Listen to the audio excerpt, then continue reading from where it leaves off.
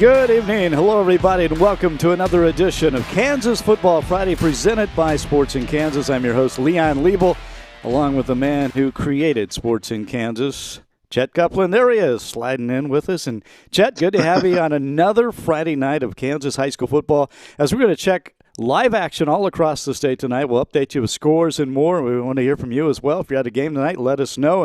And Chet, again, it is week number 4, and as we've said time and time again, it is week to week with this pandemic situation. And this has been a tough week for some high school teams, and games canceled as late as this afternoon. That's got to be difficult.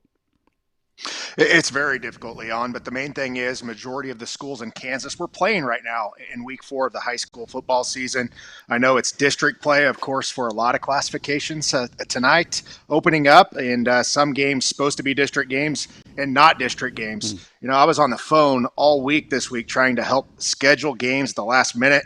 Heck, I know people today that were looking for games around 4 or 5 o'clock for tomorrow. Games that were canceled. So we got some teams coming out of quarantine on Monday or Tuesday looking to make up this week number 4 on that day and then play again on Friday or Saturday. Shout out again. I know I say this every week, but shout out to those athletic directors, those administrators, those coaches, everybody behind the scenes trying to make everything work. I know it's not an ideal situation in any way, shape, or form out there this year, but these kids still want to play. They're still trying to find games. We've seen some craziness. I talked a lot about the Frontenac story. Of course, I'm from there originally, so I talk a lot about that. They had 3 opponents, Leon, in 24 hours. The other day, you know, they start. I'll kind of tell that story. They started out with Iola, of course, was an opponent that they had in district play week 4. Iola goes into quarantine, and of course, Frontenac loses their district game. Now all of a sudden, Frontenac's looking for an opponent. Well, we get a hold of Rock Creek and get a hold of DeSoto. DeSoto is going to let them play at DeSoto against Rock Creek because Rock Creek lost Hiawatha because Hiawatha went to remote learning. Well, all of a sudden, Rock Creek and Frontenac were going to play in DeSoto, and then school board decided to allow Hiawatha to play again. So Hiawatha and Rock Creek back on in week number 4 for district action. And then all of a sudden, Frontenac's without an opponent. I had a teacher from Joplin, Missouri that I knew that used to work at St. Mary's Colgan that called me and said, hey, McDonald County's looking for a game. And at that time, I was trying to pair them with May South because Frontenac already had a game. Turns out they get McDonald County, so Frontenac gets McDonald County enrollment 11-19 against enrollment 276 in Frontenac tonight. They've already played Coweta, Oklahoma this year. That's a 5A team. So never say never on who's going to play who, because right now it should be district play, and you're playing a team that would be Class 5A out of Missouri tonight at home. And there's a lot of stories like that, but that's one of them to me that certainly stands out. 3 opponents in 24 hours. And you're right about those athletic directors continuing to juggle schedules and try to, schedule to the very last minute. You mentioned May South. Did they ever get an opponent for this week? I don't believe so. At last talk, I was texting their coach yesterday, and I don't believe that they had one. I know that Fort Scott's looking for an opponent hopefully on Tuesday to make up for this week. I don't know if they're going to find one because I don't know too many teams that probably want to play on a Tuesday, then maybe again on a Friday or Saturday. So we're still checking in. Anything could happen. You never know. Teams told on noon of the day of some of these games to go into quarantine, and then all of a sudden you lose a game or you lose 3 games. It's like the Wild West out there right now, Leon. It is. But let's talk about what we do have. We've got a lot of games tonight. We're going to be checking live, and we've got some current rankings. Chet's top teams in the state. There it is. Chet Copeland's Kansas top 10. You got St. Thomas Aquinas on top as number 1 now. Yeah, Aquinas, a big win last week. And, my 1, 2, and 3, there's not a lot of difference between those. Still, kind of seeing where Lawrence is at. They're, of course, in quarantine right now as well. Wichita Northwest, we've not seen them play a whole lot. I think Blue Valley North is very good. I know Derby, of course, maybe is not the same Derby from last year, but Derby's Derby. They knocked off Bishop Carroll last week. Bishop Carroll and Junction City played in that tight ball game we saw not too long ago. Olathe North is still a question mark for me. But Aquinas, of course, win last week over Mill Valley, but over Bishop Miege, kind of headlined it for me. I thought their line play was just outstanding. They have Tank Young. I feel like he is the best player in the state.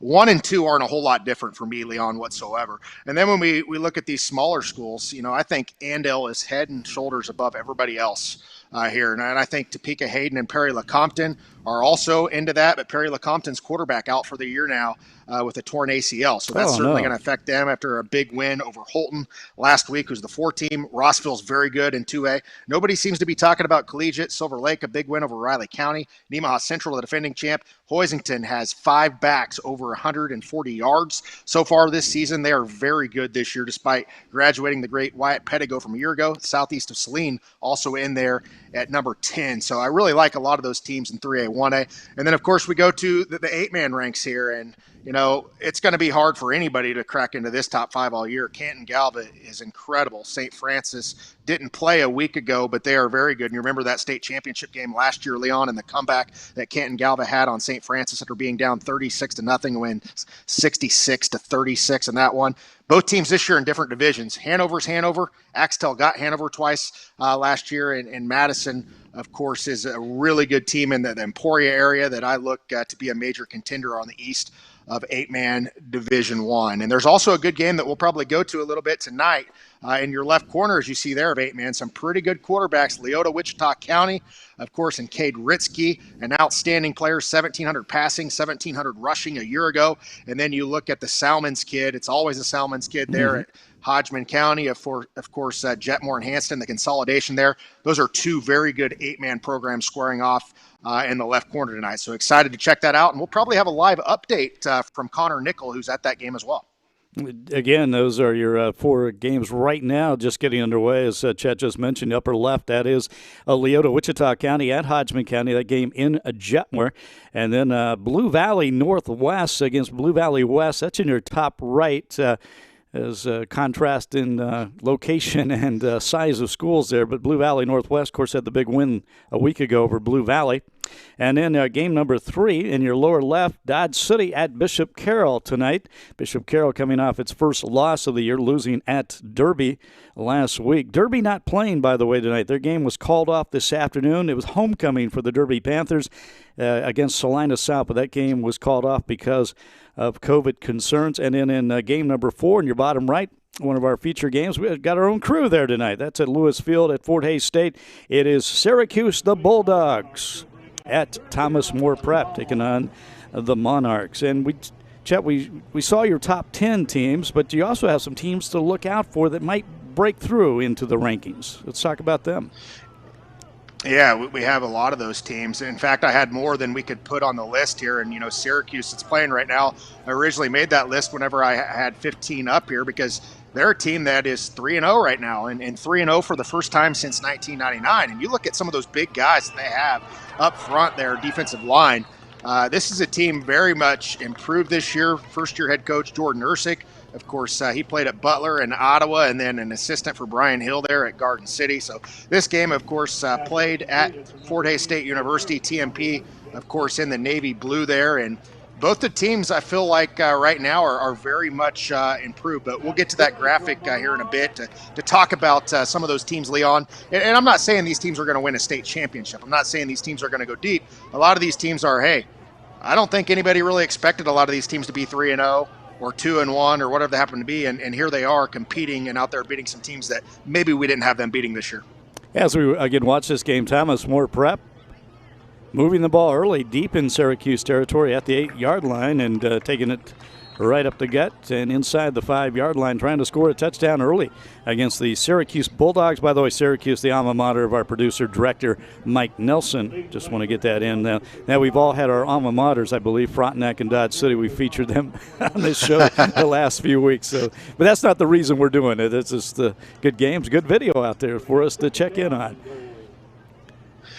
And Syracuse, Leon, has been very good defensively this year, only allowing 6 points in week 2 to Elkhart. Shut out Stanton County last week, 27-0, then sublet in week 1, 25-0. I know the teams they played are down a little bit, so this is by far their biggest challenge so far. But got to give a shout out to the Bulldogs out of the High Plains League and first-year head coach Jordan Ersick for a 3-0 start this year. When you know, you look at some of those games, and many thought maybe they'd be 1-2, or of course, 0-3 at this point as well. Schedule's certainly going to get tougher at Cimarron next week, and we'll see what happens. Though I think there's certainly a contender to get out of their 2A district. This is a 2A district game, so these games do matter that you're seeing in 3A and below tonight. because the top 4 teams of the 6, we have 6-team districts now in Kansas, the top 4, Leon, they move on to the state playoffs. And again, watching Thomas More Prep at home at Fort Hays State tonight, taking on the Syracuse Bulldogs. Thomas More Prep trying to get in the end zone early here on their first possession, and looks like they're stopped just short. Syracuse trying to come up with a goal line stand on this, again, the first possession of this football game. Again, Thomas More Prep located in Hays, the Catholic school there that, along with Hays High, always a big rivalry in crosstown rivalry there. TMP, though, is a little bit of a smaller class than it used to be, and we're talking about, the new classifications came out this week for non-football sports, but Thomas More Prep used to be a much larger school. Yeah, we've seen some enrollments decline across some of the private schools in the state, and a fumble, well, not a fumble, a helmet. big tackle there by Syracuse for looked like a yard loss on the play. Wow. Big stop for the Bulldogs of Syracuse. And they're going to take over on downs. That was a goal line stand on the 4th down for the Bulldogs of Syracuse. Yeah, I thought it was a fumble too, but somebody's helmet came flying off there. Wow, big play there for Syracuse to start this game. And we'll have to ask Mike Nelson off air. I wonder what it was like growing up in a different time zone when you're right next to another time zone. I'm always fascinated by that because I'm speaking, of course, out at Tribune Greeley County next week as well as Weston, and I'm trying to schedule all this stuff around, and I have another one in Leota, and I'm speaking in the central time zone in the morning and then the mountain time zone in the afternoon, and I'm trying to piece all this together, and it's kind of weird. So I can't imagine living right there on the line where you're by Goodland and Colby and all that. It has to be kind of weird. Hey, we got a little change up there on our game 1 on your upper left-hand corner. That is Burlington at Prairie View. Yes, we check 3A district game here in Lacine, Kansas. You see that beautiful facility that they have there. I was just going to ask you about the turf. Is that new?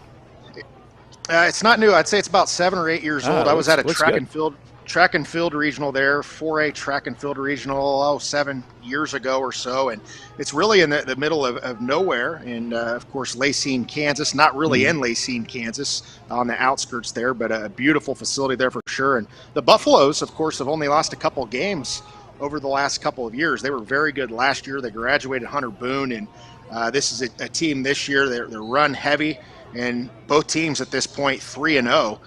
In this district in Class 3A. Also in that district we talked about earlier, Frontenac and Iola are in that same district, but Frontenac and Iola not playing tonight. So we talk about how big of a mess it's going to be at the end of the year, not at the end of the season when we figure out who's going to the playoffs, because not everybody's going to have the same amount of district games in. Yeah, we continue to bounce around the state of our live check-ins tonight as once again we were bottom right there at Syracuse at Thomas More Prep. The Syracuse Bulldogs with the possession after that very impressive goal line stand. You were talking about the mountain time zone. I'm always surprised. People I've talked to who have lived in Kansas a long time is now we check in on Dodge City at Bishop Carroll, and the Golden Eagles just had a pick 6 interception, and already Bishop Carroll out to a good big lead in this game, 20-0 after that touchdown. This game just got underway. But I'm always surprised that people don't know there's 2 different time zones in Kansas, Chet. So something if you grew up in western Kansas, you always knew that. And a lot more towns used to be in Mountain Time. They were able to petition the federal government and get into Central Time to make things more convenient. I know Lakin was one of those towns for years was in Mountain Time until the early 90s. So, Syracuse trying to get out of their own territory here. Thomas More Prep doing a nice job on defense. But I heard stories where I think my brother was in high school one time. They played somewhere way out western Kansas, and the coach did not know there was a time difference, and I think they got there way too early. So that can always be a problem, but that's interesting. It looks like the Bulldogs are going to have to punt out of their own end zone, as they did not go anywhere after that goal line stand. But, again, they did prevent Thomas More Prep from scoring. As that ball fielded near the 40-yard line, and Thomas More Prep's going to take it down and deep again into Syracuse territory after that punt return. So turns out pretty well for the Monarchs. Syracuse, of course, a team this year has been very good on the ground, 875 yards rushing, 291 per game this year. They have two backs over 300 yards, Gould and Brummett so far. Diaz also over 100 yards. Of course, Gould, the quarterback, also passing for 207 yards. So this is a team that likes to run first, in Syracuse, of course, defensively, pretty good as well, with 5 takeaways this year for the Bulldogs in their 3-0 start. So be interesting and see what type of game that this really is, because you look at, of course, Thomas More Prep on paper, probably going to be the favorite. Hasn't really put up the stats that Syracuse has so far, but it's probably played a little bit better competition in their league. They have 2 takeaways as a group, and they're a little bit more balanced, I feel like, than Syracuse. 150 yards rushing per game and 110 through the air on this team as well. So quarterback, of course, the Harris kid, he's passed for 360 yards so far this season. And as far as guys carrying the ball, Harris also their leading rusher, 239 yards this season, and Sieb also 129 yards. So most of the offensive production going right through the quarterback you see on your screen. Thomas More Prep spreading it out, man in motion, and then they're going to hand off that man in motion as they're still trying to get into the end zone. That's going to bring up, I believe, 3rd down and goal to go, as that ball was marked at the 10-yard line. And again, Syracuse already has 1 goal line stand. The Bulldogs will try for another here. It's late in the first quarter out in Hayes. No score there. As once again bouncing around here as we were watching the Bishop Carroll Dodge City game, and Bishop Carroll already out to a 21-0 lead that game in the first quarter. Bishop Carroll's first loss last week. They lost 35-21 against Derby. They still have not defeated the Derby Panthers in their history. They are 0 for 5, I believe. Dodge City coming off a 14-8 loss in their big rivalry game against Garden City. That game was played in Dodge City, one of our feature games a week ago here on Kansas Football Friday. Yeah, it looks like we got a penalty against Syracuse here, and that'll move a little bit closer to the goal line. It's Thomas More Prep again trying to score. This is they've had the ball for most of this first quarter, and nothing to show for it yet, as again just a minute 10 left to go in the first quarter.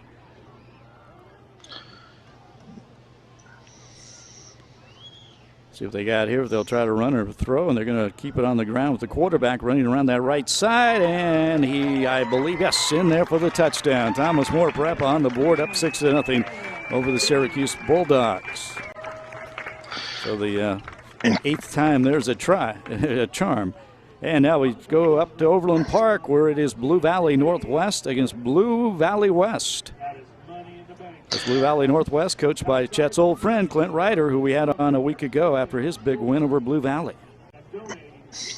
Yeah, and they've really been an improved team, I feel like, and beating Blue Valley last week for the first time in 7 years, and I think just the 2nd time in the history of that program. Of course, Blue Valley Northwest has been around since the early 1990s, and Northwest more known as basketball, obviously, with Clayton Custer and Richardson playing on that Final Four team of Loyola Chicago a few years ago, and Coach Fritz and all the state titles, and Christian Brown, of course, that plays for the Kansas Jayhawks, and so many D1 guys. It's basketball, basketball, basketball, and they've been trying to change the culture there and get some kids out for football, and certainly that's something that's very hard to do, as far as you could have a really good team, but you go through your schedule, Leon, in the Eastern Kansas League, it's very difficult to win some games. So sometimes people look down on those Eastern Kansas League teams and see 3-6 and say, oh, they're not very good. And then all of a sudden they get into a playoff and play somebody that's not in a good league and get a win, and people are surprised. I'm not surprised, because I know how good the football is in the Eastern Kansas League. Both of these teams, very good teams this year, and they have to bring it every single week in their conference.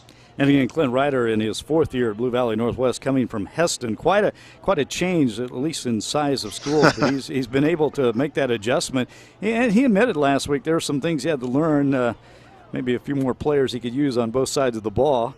And Blue Valley Northwest with the football, by the way, they're in the purple jerseys, the white helmets, going up against Blue Valley West. It's the Huskies of Northwest against the Jaguars of Blue Valley West. And we talk about facilities, this game being played at Northwest, I believe, and they got a great stadium there along 135th Street in Overland Park near Antioch and Schweitzer, I believe.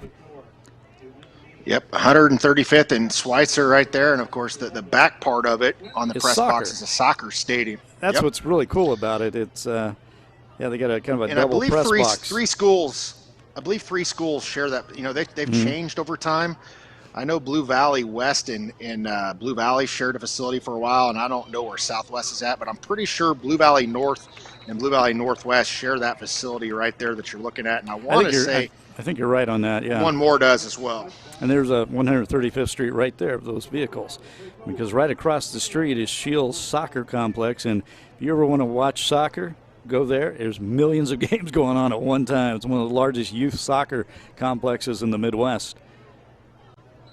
But again, Clint Ryder really trying to, we always talk about this, kind of cliche by now, change the culture. We always hear that, but that's something he's really tried to do is bring a winning culture to Blue Valley Northwest, and it looks like he's really going in the right direction, as the Huskies going in the right direction right now with that pass completion into Blue Valley West territory.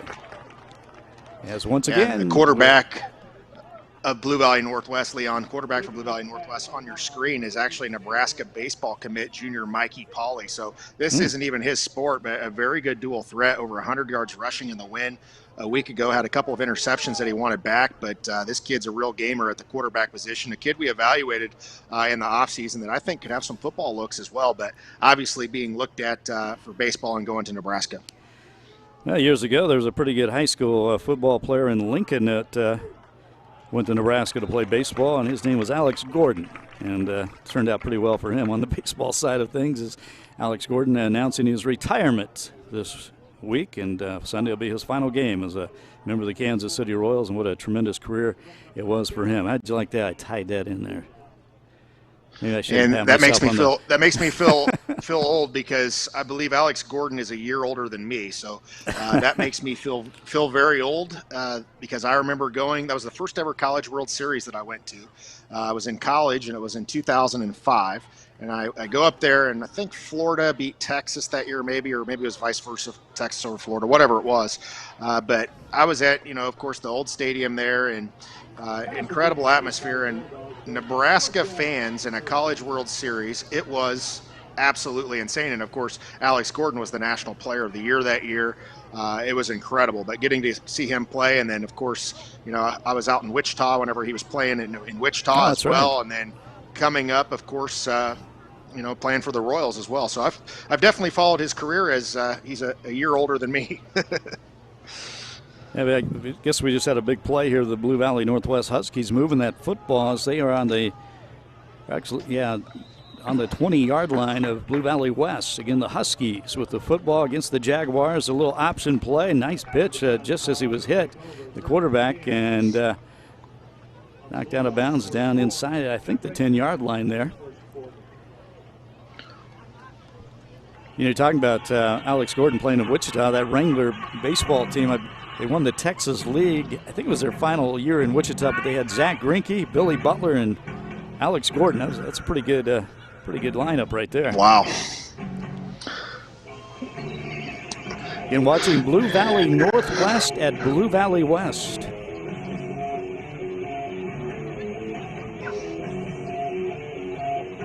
That ball just outside the 10-yard line. Huskies operating out of that shotgun, quarterback keeper, and stacked up there. Might have gained a yard or lost a yard or no gain on that play, but Huskies trying to get on the board here. As already is Blue Valley West up 3-0. Or check that, Blue Valley Northwest is up 6-3. I saw that 6 as a 0 there, my bad. And it's kind of hard to believe that Blue Valley West, Leon, has been a school, I think, for about 18 years now. I always called it the new school, and now all of a sudden it's not the new school up there, although Olathe schools are the new schools. We've had Blue Valley Southwest open about 10 years ago, and it's crazy to see. Olathe West, Olathe Northwest, I think, opened in 06 or 07, and it's just wild to see all these new high schools all across the state. And a lot of people have talked about, well, our school has moved down to 4A, we must be shrinking. Well, that's not always the case. Mm-hmm. It's sometimes because these bigger schools open. We have Goddard and Goddard-Eisenhower, Mays and Mays South, and it pushes those other schools down, like your Coffeyvilles, your Fort Scotts of the world that were, of course, 5A high schools for years. And you talk about feeling old. I can remember when there's only one Blue Valley school, and that wasn't, relatively speaking, that wasn't that long ago. And I can, one Olathe school. That was the, Olathe North was the original Olathe High School. Man, it just took off from the 1980s on all the way through to today. And there's a pass over the middle and a touchdown for Blue Valley Northwest. A little play action and the quick pass over the middle. Touchdown Huskies. As they'll make it a 13-3 or 12-3 game. See if they go for 2 here. Nice drive by the Huskies. And you can just see that the confidence after starting a year ago with Mikey Polly at the quarterback position and really looking good out there so far as really a true dual threat for this team, and just so much of an improvement from last year and some years where they were scheduling to even win some football games. So big time throw there over the middle for Mikey Polly, hitting Kaufman for the touchdown, who had just one reception for 19 yards a week. Drew Kaufman, the 6'2", 192-pound junior, with the touchdown catch. Okay, we're going to switch around again. I've got a new game 1 up in your upper left-hand corner, and that is Eudora and Tonganoxie. We've had Tonganoxie on a couple times this year.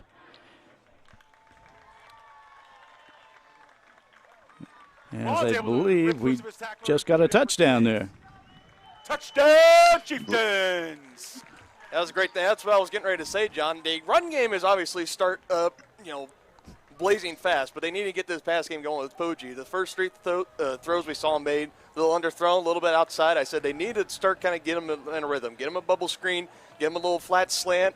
We saw it right there to Dallas Bond, breaking a tackle, 6 for the Chieftains. So there you go, Chet. Chieftains of Tonganoxie. Very good team, and we saw that game a week ago that came down to the wire against a very good Paola team. Outside of Bishop Miege, I think Tonganoxie and Paola are your 2 best teams in 4A football on the eastern side of the state. And, of course, we talked about how Tonganoxie really added their roster. They brought Poggi back, who is an all-state caliber quarterback, and Dallas Bond, who he connected to, the all-state tight end there. Well, they brought back, didn't bring back, they got a running back from Lawrence Free State because they weren't having in-person classes. So he transfers over to Tonganoxie. And, of course, had 1,800 yards last year. He leads the state, Tyler Bowden, in rushing. And then they add the leading tackler in the state of Kansas on their defense. It's a 2-year all-state pick in Brandon Martin. So that gives you an idea how good Paola was last year. And as B.J. Harris, who, of course, runs Paola Sports Live and Tonganoxie Sports Live, thanks to him for those feeds, as he was saying, one of the best played football games that he's seen calling a lot of football games in a lot of years. So that gives you an idea that Tonganoxie and Paola are for real this year. So if anybody's going to get in the way of Bishop Miege, I still have Miege favored by probably a couple touchdowns over everybody else in 4A at least this year so far from what I've seen in their one game. But I think that we got to highlight those teams. Tonganoxie, Paola, that Frontier League, pretty good league. And once again, we're watching Thomas More Prep at home tonight in Hayes against the Bulldogs of Syracuse. Thomas More Prep up 7-0 in the second quarter. It looks like the Monarchs threatening again here is on the quarterback keeper. Nice cut inside and down to the 5-yard line for the Monarchs of Thomas More Prep. And Chet, we were talking earlier about those teams we saw you have ranked, your top 10s in all the different classes and size. But, again, the breakout teams to watch, we touched on that briefly, but here's more specific evidence of that.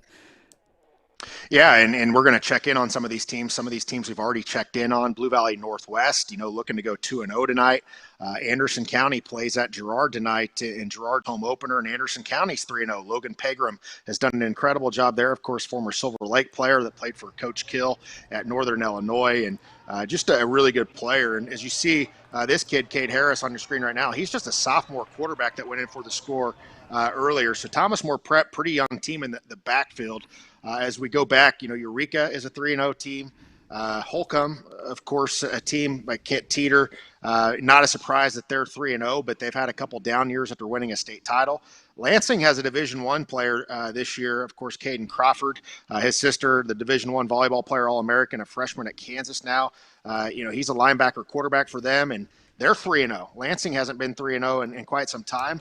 Columbus, is another team that's 3-0 as well. So I think that there's a lot to look at, and much more than that. Even this Syracuse team right now that we're looking at on the screen, they're 3-0. Oakley is a team that's 3-0 as well. And, Colony Crest, I know that they're not going to make a deep run in the playoffs by any stretch of the imagination, but a year ago they were on like an 11-game losing streak, and by looking at their schedule, they could go 8-0 this year. Now, I don't think that they will probably go deep in the playoffs, but those are some teams that maybe you did not expect to be where they're at. I think people expected Hayes to be pretty good, but can Hayes keep it going? 3-0 this year. They got all the hype in the Division I talent out there. 5A is going to be very difficult, but there's a lot of teams right now off to some hot 3-0 starts, and those are certainly some of them that we had up on the screen there just a bit ago.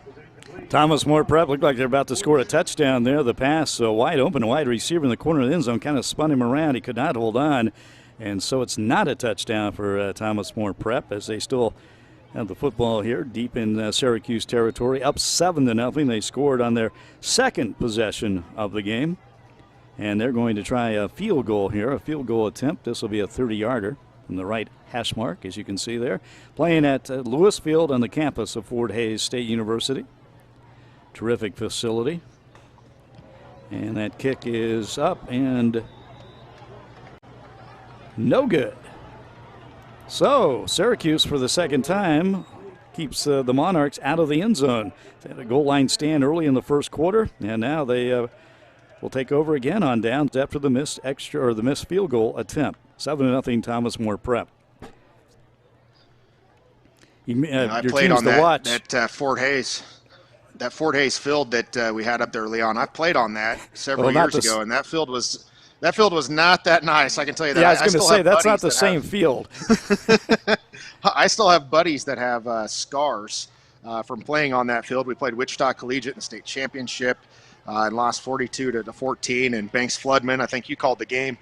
He rushed for like 264 yards and scored like a 70-yard touchdown with one shoe on.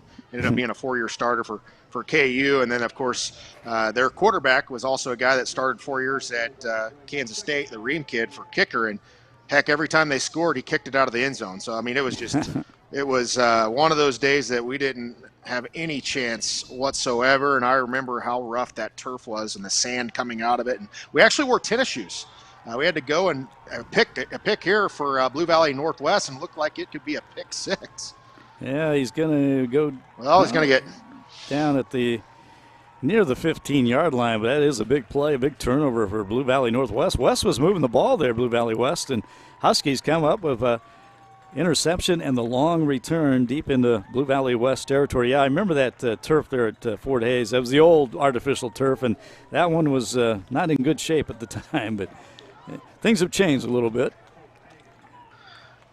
I mean, it was basically like going and playing in somebody's living room on some carpet and, getting tackled and wearing tennis shoes and, having your footing as a defensive lineman, offensive lineman, and you dig in with your cleats. It was ridiculous. Now, of course, they have this awesome, mammoth turf. I don't know what they have there, but mammoth turf, of course, in a lot of places. And, you can wear your actual cleats and all that. Completely different here almost 20 years later. Well, the Bulldogs of Syracuse on that new turf out there in Hayes just went up top on a long pass play, and I think we're going to have a pass interference called against Thomas More Prep, so that's a break for the Bulldogs of Syracuse. As we show you the 4 games we're keeping an eye on right now across the state of Kansas. Upper left, game 1, that's Tonganoxie and Eudora. And game number 2 in the upper right, as looks like Blue Valley Northwest just scored a touchdown against Blue Valley West, and so the Huskies starting to put up the points here against West. That would make it 18-3, pending the extra point attempt as Blue Valley Northwest celebrates. Bottom left in your game number 3, that's Dodge City at Bishop Carroll. And Bishop Carroll was up big, 21-0 early on Dodge City in the first quarter. 24-0, I am told now. Bishop Carroll leads as we go back to Hayes and watch Syracuse here with the football against Thomas More Prep. Bulldog defense has done the job, a couple of goal line stands, but offense hasn't moved the ball too well. I got some updates for you across the state from Scores in Kansas, powered by Eddie's Toyota. Smith Center leading Smith Center leading Sacred Heart, 20-0 in the first quarter. Second quarter scores in an 8-man game of the week here. Axtell 6, Hanover 0, El Dorado 8, Buhler 8. That's a little bit of a surprise there. Wes Bell has done a really good job at El Dorado since coming over as the defensive coordinator from Central Missouri. Mays up on Ark City 7-0. Gossel leading A&A 8-0. That's Argonia Attica. Lee Summit North playing Free State tonight. They're leading them 21-0. No fans allowed in that game, I was told. Bishop Carroll, of course, up 24-0 on Dodge City, as we've seen. Colgan playing Fredonia tonight, winning 13-0. Victoria, a very good program in 8-man. Of course, Sylvan Lucas, a program this year that's 3-0 as well. Victoria leading them 12-8. And also looking at the game that wasn't supposed to happen. It was going to happen, then it's happening again. Rock Creek 13, Hiawatha 6, Holton 7, Sabetha nothing, 32, Canton Galva 32, Bennington nothing, Holcomb 7, Nickerson 6. Heston and Collegiate were scoreless at last look about 5 minutes ago. Siemens up on Topeka West, 14-0. Newton leading Hutchinson 14-7. I know Newton's 0-3, but their stat leaders have surprised some people, and they played with Derby. Hutchinson surprisingly 3-0 right now. They played a lot of young kids the last few years. Pratt and Larned tied at 7. How about this one? My breakout team was Anderson County. Girard opens up on their, of course, Mammoth turf field where they had to play. You know, they were going to open up the home opener a few weeks ago, then had to get Pratt all of a sudden in El Dorado. Well, Girard's at home tonight and leading Anderson County 14-0 in a district game. So that is a big surprise there. Girard also knocked off Colgan in week 1. So they're one of the more improved teams in Southeast Kansas. So that's a look at some scores across the state of Kansas. And be sure to follow at Scores in Kansas, powered by Eddie's Toyota, for live updates across the state of Kansas. And we've been checking in on the Thomas More Prep and Syracuse game at Lewis Field at Fort Hays State. And Thomas More Prep just came up with an interception. I believe that's Cade Harris, who went very high in the air to pick off that ball. Now the Monarchs again in Syracuse territory. That game on your bottom right, our game number 4 there in the 4 games on your screen. And again, we have upper left, that's Tonganoxie and Eudora. Upper right, Blue Valley Northwest, Blue Valley West. And bottom left is Bishop Carroll at home against the Dodge City Red Demons. And Bishop Carroll up 24-0 in this game and have the ball down inside the 5-yard line. So Bishop Carroll really having its way with a Dodge City team that lost 42-0 to open the season against Capon. Came back to beat Liberal 35-0, lost to Garden City a week ago 14-8. And you mentioned no fans at the Free State. Who's Free State playing? No fans? I'm sorry, Jeff. Is it Lee Summit North, I believe. You know, some different, and Bishop Carroll, I think, just got in for the touchdown there. And yes, they did. But some schools have different rules, and I was told, like, Dodge City fans were being warned that you can only have 2 tickets per player coming to Wichita. So, wow. You know, they got to make sure the communication is correct. You know, it's a little different from, you know, location to location. But, again, we're bouncing with everything we've got coming at us. And for the most part, we have had football across the state of Kansas. It's just been wild. That's all there is to say. I mean, different games getting called off, different rules, different schedules. And you see there's not a lot of fans at that Bishop Carroll game. But, again, that's the way the rules have been for Carroll and the Wichita City League schools this year. Actually, the public schools will not have any fans. So, but Bishop Carroll now out to I believe they scored that touchdown. Did they not, Mike? Yes. And it is 31-0 in the second quarter. So, Dusty Trail and the Golden Eagles trying to get back on the winning side of the ledger. And you talk about a difficult task this year. It's going to be for myself and multiple other media outlets across the state. Of course, I'm one of a couple people that also picks the Kansas Shrine Bowl from ballots that come in across the state.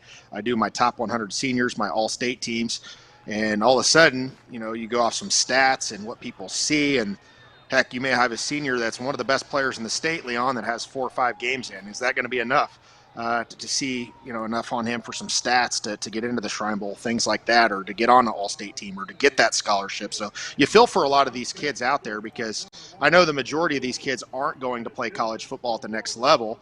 And a lot of these kids, their junior years, the year where they really get discovered and put on the map to be looked at, to be recruited. So if you don't get that opportunity this year, I kind of feel bad for some of those kids. We certainly experienced that to an extent this summer of not in-person camps and things like that, which hopefully we're going to have a college football coach on at the half at some point. I'm supposed to have Taylor Bratt, recruiting coordinator, on from Kansas State, and we'll talk about the Kansas State Wildcats a little bit as they're in Norman preparing for their game tomorrow, but we'll also talk about Taylor being a Kansas guy and recruiting the Sunflower State. Now, we can't ask him about any players he's recruiting right now, but we can ask him about that roster. He's been there for 13, 14 years, and you know as well as I do, that two deep every single year is full of Kansas high school players. Some of those kids walk-ons. And, of course, his father, a longtime assistant coach at Butler Community College, the Grizzlies, and they are known for really staying with Kansas kids, even with the advent of the new recruiting rules in the JAOC conferences. Blue Valley West breaking one here, and all the way for the touchdown. The Jaguars are on the board with a touchdown. Got a good one there in Overland Park tonight, looks like. So that will make it 19-9, an extra point coming up. Wide open up the middle there, of course, and big time run putting Blue Valley West on the board. It looked like number 7, I believe. Was that number 7, Andrew Bradley? He's a very good defensive back. Has a 40-inch vertical. I remember seeing that this summer, being recruited at the FCS level for football. Andrew Bradley, 6 foot, 185-pound senior on the carry. They do list 2 number 7s, so I doubt it's the freshman quarterback Luke Douglas. I think it's Andrew Bradley. And a left-footed kicker for the extra point, and it's through and good. And it's now 19-10. Blue Valley Northwest on top, but Blue Valley West getting its first touchdown of the game after that long run. Once again, you're watching Kansas Football Friday as we check in on live action across the state of Kansas, scores and more. We're going to take a break. We'll be back with more right after this.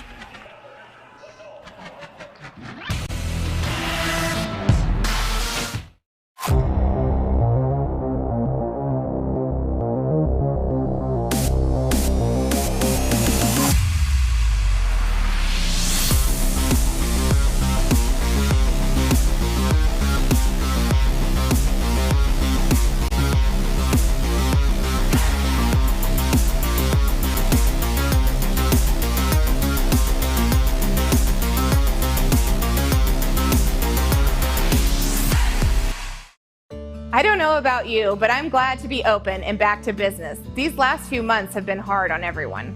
Here at Lewis Automotive Group, we've always promoted buying local, and now it's more important than ever. As our economy gets up and going, let's protect the people closest to us. Support our local businesses first. Together, we can put all of this behind us quickly while still keeping safety at the forefront. From all of us at Lewis Automotive Group, be smart, be safe, and buy local. How do you see the world? Ha! At Shriners Hospitals for Children, we know that changing how you see things can turn them into everyday miracles! Like riding my bike. Breaking boards! Ha! Hugging my mom. Every day for over 90 years, Shriners Hospitals for Children has been sending love to the rescue, regardless of a family's ability to pay. If you know a child we can help, call or go online now. Oh, you gotta tell me about this. The innocence of youth. Is there anything any better? But soon they'll be in high school and facing all the same challenges you faced. How to make friends, how to fit in, how to be cool. We want our children to have everything they'll need to live fulfilling and productive lives. Make sure the kids in your family are among the more than 170,000 participants here in Kansas who take part in high school sports or activities. And welcome back, everybody, to Kansas Football Friday, presented by Sports in Kansas. I'm Leon Liebel, along with Chet Copeland, as once again we check in with live action across the state of Kansas on this week number 4 of Kansas high school football. And we certainly want to hear from you, and we want to know what you're watching. Please, if you're watching on Facebook, share the video, share the show with your friends, and give us some likes and give us some comments. We can also have hashtag KSShout. We'd love to hear from you if you're at a high school game tonight, or even send us a picture of a game as we, again, continue to monitor high school football across the state of Kansas. We have 4 games up on your screen right now. Good one up there in that game number 2 upper right. That is Blue Valley Northwest at Blue Valley West. Northwest, the Huskies on top 19-10. Blue Valley West just got on the board with a breakaway touchdown up the middle. I believe that was a 60-yard run, 55-yard run up the middle for Blue Valley West. But that's a good one there we'll be keeping an eye on. And also Thomas More Prep at home tonight in Hayes against Syracuse Bulldogs. The Bulldogs really playing some tough defense as they are down 7-0, but Thomas More Prep has had several opportunities deep in Syracuse territory. As here we look again, the Monarchs trying to pass the football as they are at midfield, and nothing there as the Bulldogs break it up I'm not sure the Bulldogs of Syracuse have crossed the 50-yard line on offense, Chet, in this game, but their defense doing the job. Yeah, and the best defense they've seen so far in Syracuse. No disrespect to those first three opponents, but a little bit probably better caliber of opponent as TMP, of course, sees week in and week out of the very tough MCL. You know, the Smith Centers, the Nortons, the Phillipsburgs of the world. That's such a really good conference. And I know we've talked a lot about Oakley's 3-0 start and saying that they hadn't had a conference win in a long time until this year. Well, that's pretty easy to do sometimes whenever you're playing teams that are competing for state championships each and every year. Also have some updates for you across the state. Valley Center up on Salina Central 7-0 in the first quarter. Linden leading Northern Heights 28-0. Second quarter score here in an 8-man game that is highlighted across the state. Hanover 8, Axtell 6, an 8-man 2, both of those schools rivals. Paola leading Ottawa 27-0. Cheney up on Hugoton 21-0. Chaparral up on Bluestem 21-0. Rock Creek leading Hiawatha 21-6. Hutch and Newton tied at 14 in the second quarter. Concordia leading Council Grove 28-0. Thunder Ridge leading Lakeside 16-8. Sabetha and Holton tied at 7. Hayden and Coffeyville, who a game that was scheduled on Wednesday afternoon. At one point, Coffeyville had Liberal. Liberal ended up playing Ulysses. Coffeyville needed a game. Hayden needed a game. And I believe Hayden, was playing Chapman, I believe. Hayden leading 20-0 in that one. Osage City leading West Franklin 13-0. Andale really flexing their muscles, Leon. I really feel like they're the best team in Class 3A. They lead Halstead, who Halstead's a very good football team, 22-0 in the second quarter. Yeah, we had Halstead a couple weeks ago, and they look good. But, yeah, Andale, they just bring it every year, maybe a different class there. Hey, we got a special guest. He's been a guest on this show the last couple of weeks from the Parsons Son, Sean Fry. And, Sean, where are you tonight? Well, first off, calling me a special guest is really a stretch, so I appreciate that. But there's a lot of people that don't feel the same way whenever I join their show or walk into their house. But I am at Oswego Yates Center today. A big 8-man game against two undefeated schools. Oswego is 2-0, Yates Center is 3-0. It's nearing the end of the first half, and Oswego's driving in. They're up 24-6. This game's a little closer than the score indicates. Yates Center got all the way down to the 1-yard line. Oswego gets 2 goal line stands or goal line stops on sneak attempts, and then the ball pops out on the third one, and Oswego takes it back to the house, and that's what made it 24-6. And it's looking like Oswego just scored another touchdown here, so they're going to go up 30-6, pending the extra point. They'll obviously go for 2, and Oswego rolling here under head coach Matt Fowler. Matt Fowler, he's already got a win over St. Paul. He's got a win over Chautauqua, and Chautauqua looking a little better this year. They beat Marmaton Valley last week. That was their first win on the field in about 2 years. So Chautauqua playing Altoona tonight, they have an opportunity to go 2-2. 8-man football in Lebec County today. It's some exciting stuff going on. As far as 8-man football compared to 11-man football, you cover a lot of 11-man and 8-man football in your area. What's the biggest difference between covering an 11-man game and an 8-man game besides all the scoring? I don't want to seem like this is a knock on 8-man. I think the biggest difference between just the two in general is there's not as much parity, I feel like. You're either a really good 8-man school or you're bottom tier. There's not a lot of parity.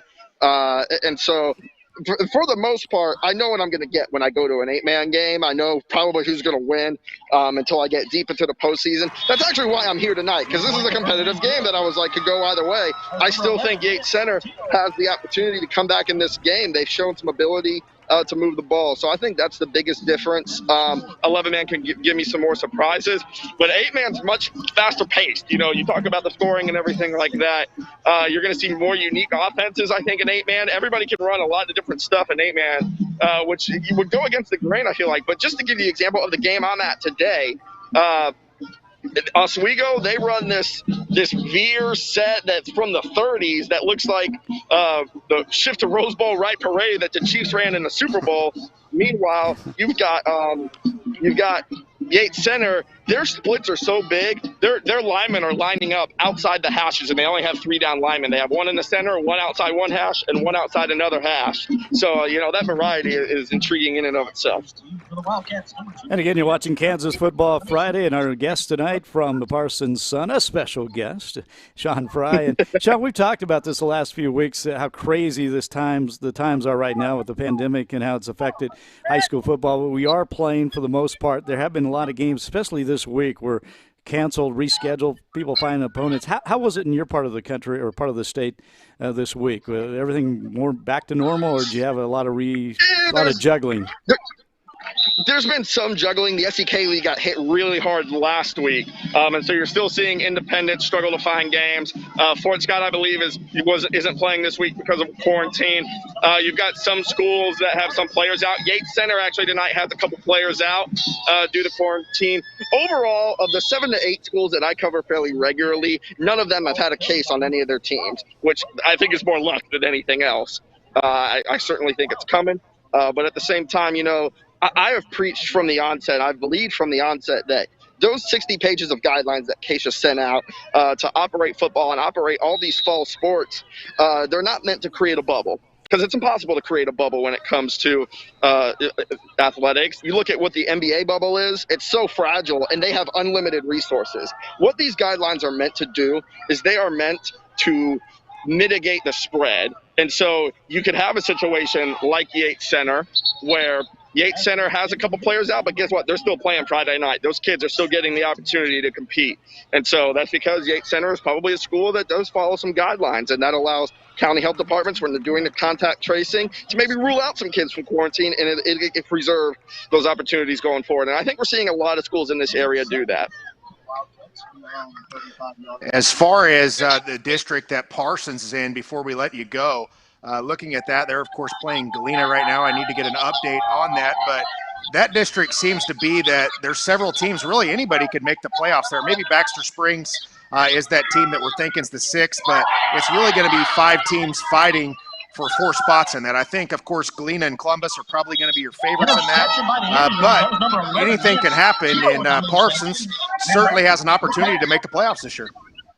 Absolutely, and I think that district, so just to run off who's in that district real quick, in no order, by the way, you've got Parsons, Galena, Columbus, Cherryville, Caney Valley, and Baxter Springs. I think you're going to have Galena and Columbus are going to be your easy ones off the rip. They're going to make the playoffs. They're probably going to finish 1-2 in that district, somewhere in that order. I think 3 and 4, you're going to have Caney Valley, Parsons, and Caney Valley, Parsons, and Baxter Springs potentially competing for that spot. And I don't want to rule out Cherryville. If you go look at the teams that Cherryville has played over the last 3 years, the type of record that they have in those games, they creamed Baxter Springs last year in a jamboree. Now, obviously, a jamboree comes with your grain of salt, but that district is good, and it's good partially because Cherryville is in it. So I think you have 4 teams competing for 2 spots. If you ask me to pick who those 2 teams will be right now, I'm going to pick Caney Valley and Parsons. But it's a close call. Well, Sean, we appreciate your time today, and have fun out there covering Oswego at Arrowhead Stadium to the south. Thank you very much, Ted. Always good to hear from you guys. All right, Sean, thank you so much. Sean Fry from the Parsons Sun, and I don't care what he says, he is a special guest anytime he's a guest on our show here on Kansas Football Friday as we're nearing halftime across the state. A game we've been keeping an eye on, kind of one of our feature games tonight. We have a crew there in Hayes, and that is Thomas More Prep at home against Syracuse. Monarchs finally getting into the end zone after a couple tries in the second quarter. They are now leading Syracuse 13-0 in that game, and looks like Blue Valley West just got on the board again and scored the touchdown extra point, and that is now a 19-17 game. Blue Valley West cutting the Blue Valley Northwest lead 19-17. That's a good one. We have to keep an eye on that one up there in Overland Park. Meanwhile, here's Tonganoxie against Eudora. And the last report, Tonganoxie leading 14-8. Actually, we have the update right there on the board. Now we go to Hayes and Syracuse, the Bulldogs. A big play down to the 2-yard line. Nice touchdown-saving tackle there from the Thomas More Prep player, but all of a sudden the Syracuse Bulldogs finally deep in the Thomas More Prep territory as they're trying to get something before the end of the first half, and there's only 40 seconds left to go in the first half. As we see the Bulldogs briefly huddling up.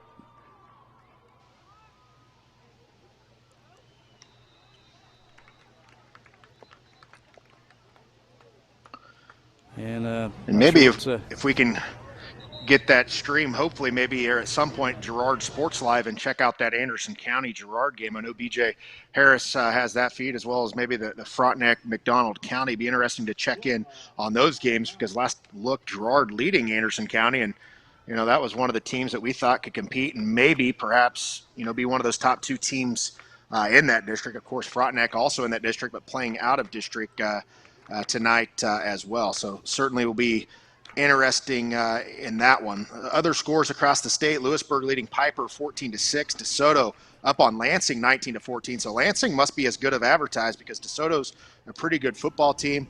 Blue Valley leading Blue Valley North, the rivals there, 14-7. How about this score in the second quarter in 8-man? La Crosse in their first year, 70-0 on St. John. So I'd imagine that's a final for that. And southeast of Saline, they're flexing their muscles in 3A this year. Very good with Jackson Gibhart at the quarterback position, the coach's son, 46-0 over Russell. Rolla, who of course I was out at earlier this week speaking, they're up on Deerfield 40-0 in 6-man football tonight as well. Halftime score: Central Heights 12, Jayhawk Lynn 0. And that must be a game that was, unless that score's not right, but Jayhawk Lynn, last look, wasn't playing. So it's nice to see that game is actually happening tonight. So a lot of teams across the state in quarantine. Well, Syracuse after a timeout, and then came out and thrown for the quarterback keeper and a loss. And Bulldogs trying to hurry up. I'm not sure if they have any timeouts left here or not, as the ball now at the 10-yard line. It was originally down inside, I believe, at the 3-yard line after that long run. And now Syracuse, this would be third down. And let's see what they do. 2 seconds left to go. 2 seconds. See if they try for the touchdown or a field goal. Seemed like a lot of time was ran off the clock there. They let go. Again, that's game number 4 there up on your screen, bottom right corner. Right next to them on the bottom side, on your left side of the screen, that is Dodge City at Bishop Carroll, where it's 31-0. 38-0 now. Bishop Carroll leading in the second quarter. Every time we turn around and check in on this game, Carroll has scored a touchdown. Back to Hayes. Syracuse trying to do something here. The handoff to the right side's got a little running room. Crosses the 5, and down he goes, and I believe that's it. That's going to be the end of the first half. Thomas More Prep will take a 13-0 lead in at the half.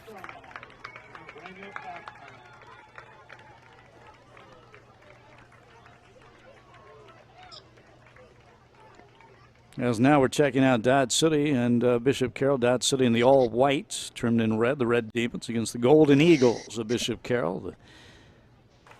Under the their head coach, Dusty Trail, one of the great names in high school football. Maybe great names in sports, Dusty Trail. And his son, one of the best players on the team, Hunter Trail.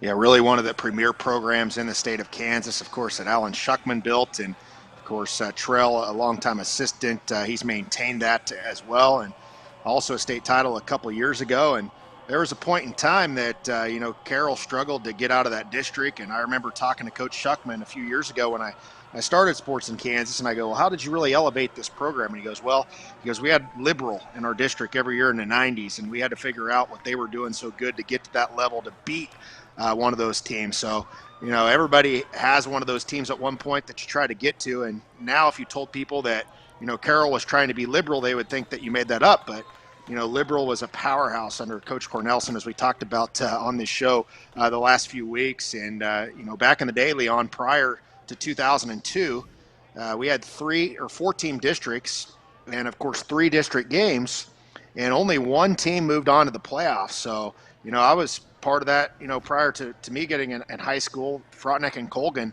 both those teams a lot of years would be 8-0, and then play in a district championship, and one would sit home at 8-1 and be the second best team in the state. Same with Silver Lake and Rossville. And I would imagine, the same thing with Conway Springs and Garden Plain and schools like that for several years as well. So districts have certainly changed. We went from 2002 to a few years ago to having 2 of the 4 make it. And now, Leon, we have 4 of the 6 make it. And now 4A, 5A, 6A, everybody makes the playoffs. I covered a lot of those Bishop Carroll Liberal games back when I worked in TV in Wichita, and they were epic battles, and Bishop Carroll just could not get over that hump against those great Liberal teams, as you mentioned. But I understand that those games had a lot to do with them changing that rule and going to 2 teams out of the district because Bishop Carroll was such a good team every year, and yet they were never making the state playoffs because they were in such a difficult district. And of course, the flip side of that, people did not like the change. They said, "Well, you got to play them sometime." But they finally did change it where there was 2 teams out of the district. But that had a lot to do with that rule change, I know. Yeah, and we've seen teams win state championships, Leon, that are district runner-up. Sabetha a couple of years ago won the state championship in Class 3A, and of course, they took district runner-up that year, I think, to Nemaha Central, who won that district. And then I think even one year that Rossville won state, they lost to Silver Lake during the regular season as well. So we've certainly seen that it gives you a second opportunity. Well, now all of a sudden, you could be a 4th-place team in your district, and it might be because you have a star player out for 3 or 4 of the district games, and you get him back in the playoffs, and you're a different team. And the cool thing about 4A, 5A, 6A, we seed them out. The only bad thing is some teams play good teams, some teams play bad teams, and you go off of record only in 4A, 5A, 6A. So you may have some games that all of a sudden you have a 3-6 EKL team playing an undefeated team out of, an inner city Kansas City school that may not have that schedule. That may be a blowout in week 1.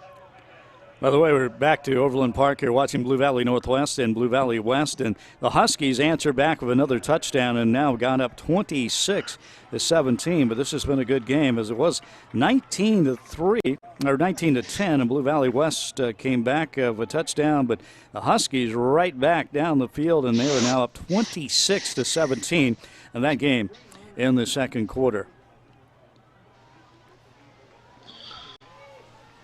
I think we're going to have a guest here pretty soon. I think Taylor Bratt of Kansas State going to be calling in here shortly to get an update from him. I know he watches a lot of live stream football now, especially being that a lot of these people can't, make it to all these places being on the road, and of course not seeing people in person like we normally do in a normal year. Again, K-State down in Norman, Oklahoma tomorrow. The 11 o'clock kickoff, the Wildcats against the Sooners. There was some doubt if that game would be played if K-State was kind of hit hard by the COVID situation, but athletic director of OU this morning said game on. So, and I know K-State made a bus trip from Manhattan to Norman down there. So wow. That's got to be a little bit different. We'll certainly talk about that. And Chet, I think our guest is here. There the man is, Mr. Taylor Bratt, recruiting coordinator of the Kansas State Wildcats, coming to us live from hopefully his Norman hotel room. How was the trip down in Norman, man? It was good. It was good. Spent some time on Twitter, tried not to, and some time on Snapchat. And I tried to nap in between and just keep up to date with what's going on and who's playing who and where they're playing. And if their games are getting canceled, just kind of like us right now, just hoping that you get to play and keep rolling. I know there's some doubt, Taylor, about if K-State could play this week. It's been talked about. You made the trip. You're down there. Is game on tomorrow? Yeah, game's on. We're here. We're at the hotel. I got all my computers, iPads, both cell phones plugged in. We're just hanging out, watching ball, and going to go from there. So we got meetings here in a little bit, and then we'll roll. Well, of course, when you look at the Kansas State 2 deep, no matter what year it's been, I know you've been there about 13, 14 years, maybe longer than that. And, of course, you were at Butler prior to that. You know how much that Bill Snyder loved, of course, Kansas State or Kansas kids at Kansas State. And now Chris Kleiman has done the same thing. I know that you bleed Kansas kids. You love Kansas kids. That's how we kind of developed a relationship. I know you can't talk about current recruits. That's off limits. But just talk about how big the Kansas kids, whether they're on scholarship, walk-ons, whatever they are, role players, how big the Kansas high school football player is to your program at Kansas State? I mean, they're the foundation of our program. I mean, if we can get great quality in-state guys, that's what we're going to take first. And I take a lot of pride in that, being a Kansas guy. I mean, that's what we did at Butler, or what they did at Butler, or do now and did before, and that's what we're doing here. I mean, that's the foundation. When we can get solid guys from the state of Kansas with the high character, great work ethic, that's how we're going to win games. And I try to tell the guys that, and then the guys we got in the program have been unbelievable. I mean, it doesn't matter, walk-on scholarship, blue shirt, gray shirt, all those fun things, but every kid is important and they're a priority. There's only so many spots just for scholarships, just like there is for walk-ons.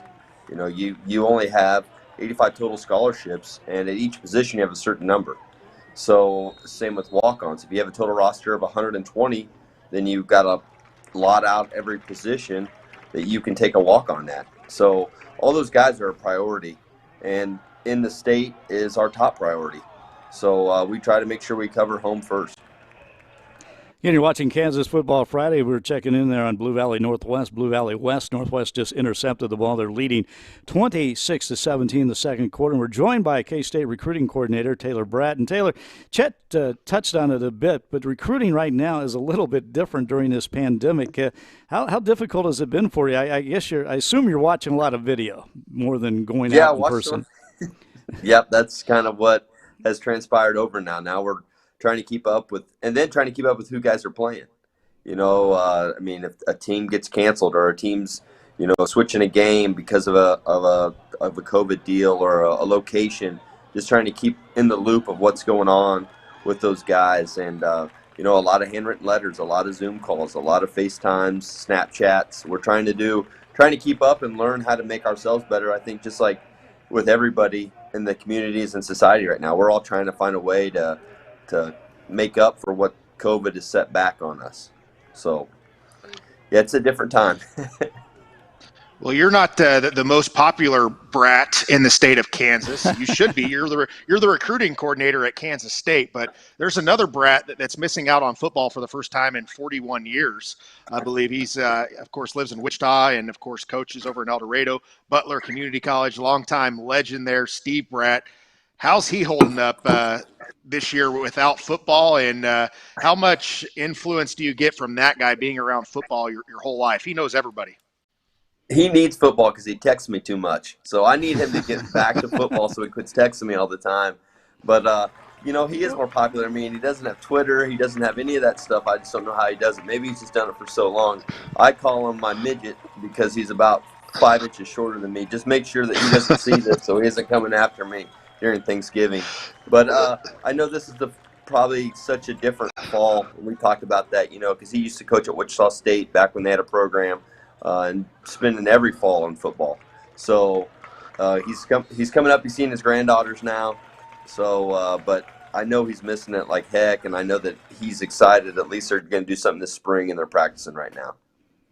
That's good to hear. I know your dad, and I've covered Butler for a long time, and I can't imagine him without football in the fall. I want to ask you, tomorrow's game, how's that shaping up for it? It's a tough challenge against Oklahoma, always is, but how the Cats looking after coming off that early loss this season? I think it's a game where we got to go out and fix our mistakes and learn from what we had or what we did in the first game, and move on and move up, and let's go to work. And I think some other young guys are going to get opportunities to play this week, and that's the most important thing, is if we can just build on, whether with that loss, let's build on what we need to do to correct it and move forward. It's definitely, OU's a great opponent. It's going to be a tough matchup, and I'm excited for our kids to get this opportunity to play such a high caliber school, or a blue blood school. And it's fun, especially being on a Kansas, or Sports on Kansas. It's fun because of all the kids that are from this state that are going to go there and play OU. They've been told their whole lives Texas high school football is the best. And we get to go in here with 50 kids from the state and go take that on. So I think that's a good challenge. I think it's a challenge that our guys are excited to take part. And one more thing before we let you go, Taylor. I know that there's some guys that probably wouldn't have played in week one had some guys not been quarantined. Now, we'll not go into depth on that. I know that there's certainly some guys that are walk-ons that we're seeing some reps, and all of a sudden if you're a 3 or a 4 in college football right now, you might be a starter. I mean, we might have more lettermen in college football than we've ever had this year because of what's going on. I know that's maybe not a good thing right now early on in the season, but in the long run, when we got guys like Hayden Gillum right now playing from Plainville, Kansas, guys like that out there, that's great for your program in the long run because those guys all of a sudden have some in-game experience. No question, and we're just building on that for the future. So, that'll be fun tomorrow to see who comes out and who plays and who steps up. And, again, I'm always going to root for my local guys, but it's all about the Cats at the end of the day. So I'm excited to see where it goes and who we play. And it's like you just said, each week's a new week. And the guys that are 3s and 4s have to be ready for the challenge when it's in front of them. And they got to stay ready. They got to stay prepared because their opportunity could be knocking at the door, just like Hayden. Hayden's from Plainville, Kansas, and was a walk-on, and he played probably 75% of the snaps last week.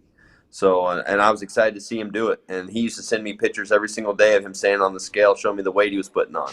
So I love Hayden. He's an unbelievable kid, and he's what this state represents. So I'm excited for him and some of these other young guys that will get an opportunity to play tomorrow. All right, Taylor, thank you so much. Taylor Bratt, the recruiting coordinator at K-State. And, again, the Wildcats down at Oklahoma tomorrow. Best of luck against those Sooners, and we'll be watching tomorrow morning, kickoff 11 o'clock. Thanks again. Yes. Go Cats. Thank you. You guys have fun. All right, Taylor Bratt, everybody. And with that, we are going to take a break as we are, nearing halftime, or are at halftime across the state of Kansas, most of our games. You're watching Kansas Football Friday, presented by Sports in Kansas. We're back with more after this.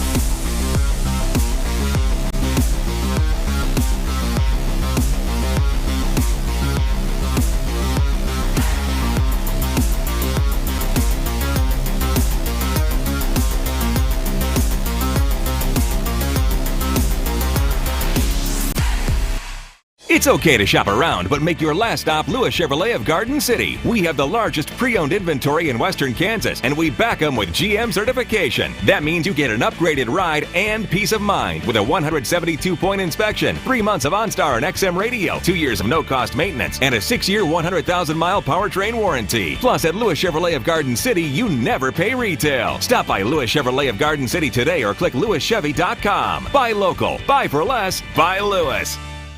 So, what is love? Love is being independent. Love is dancing. At Shriners Hospital for Children, love is a new smile. At Shriners Hospitals for Children, love is caring for a child regardless of the family's ability to pay. Learn how you can send your love to the rescue at lovetotherescue.org. What rhymes with great? Participate. Where does greatness start? Here, in the classroom. On the stage. In the pool. On the field. Where will your greatness take you? To better grades. To more friends. Yeah! Be great. Participate!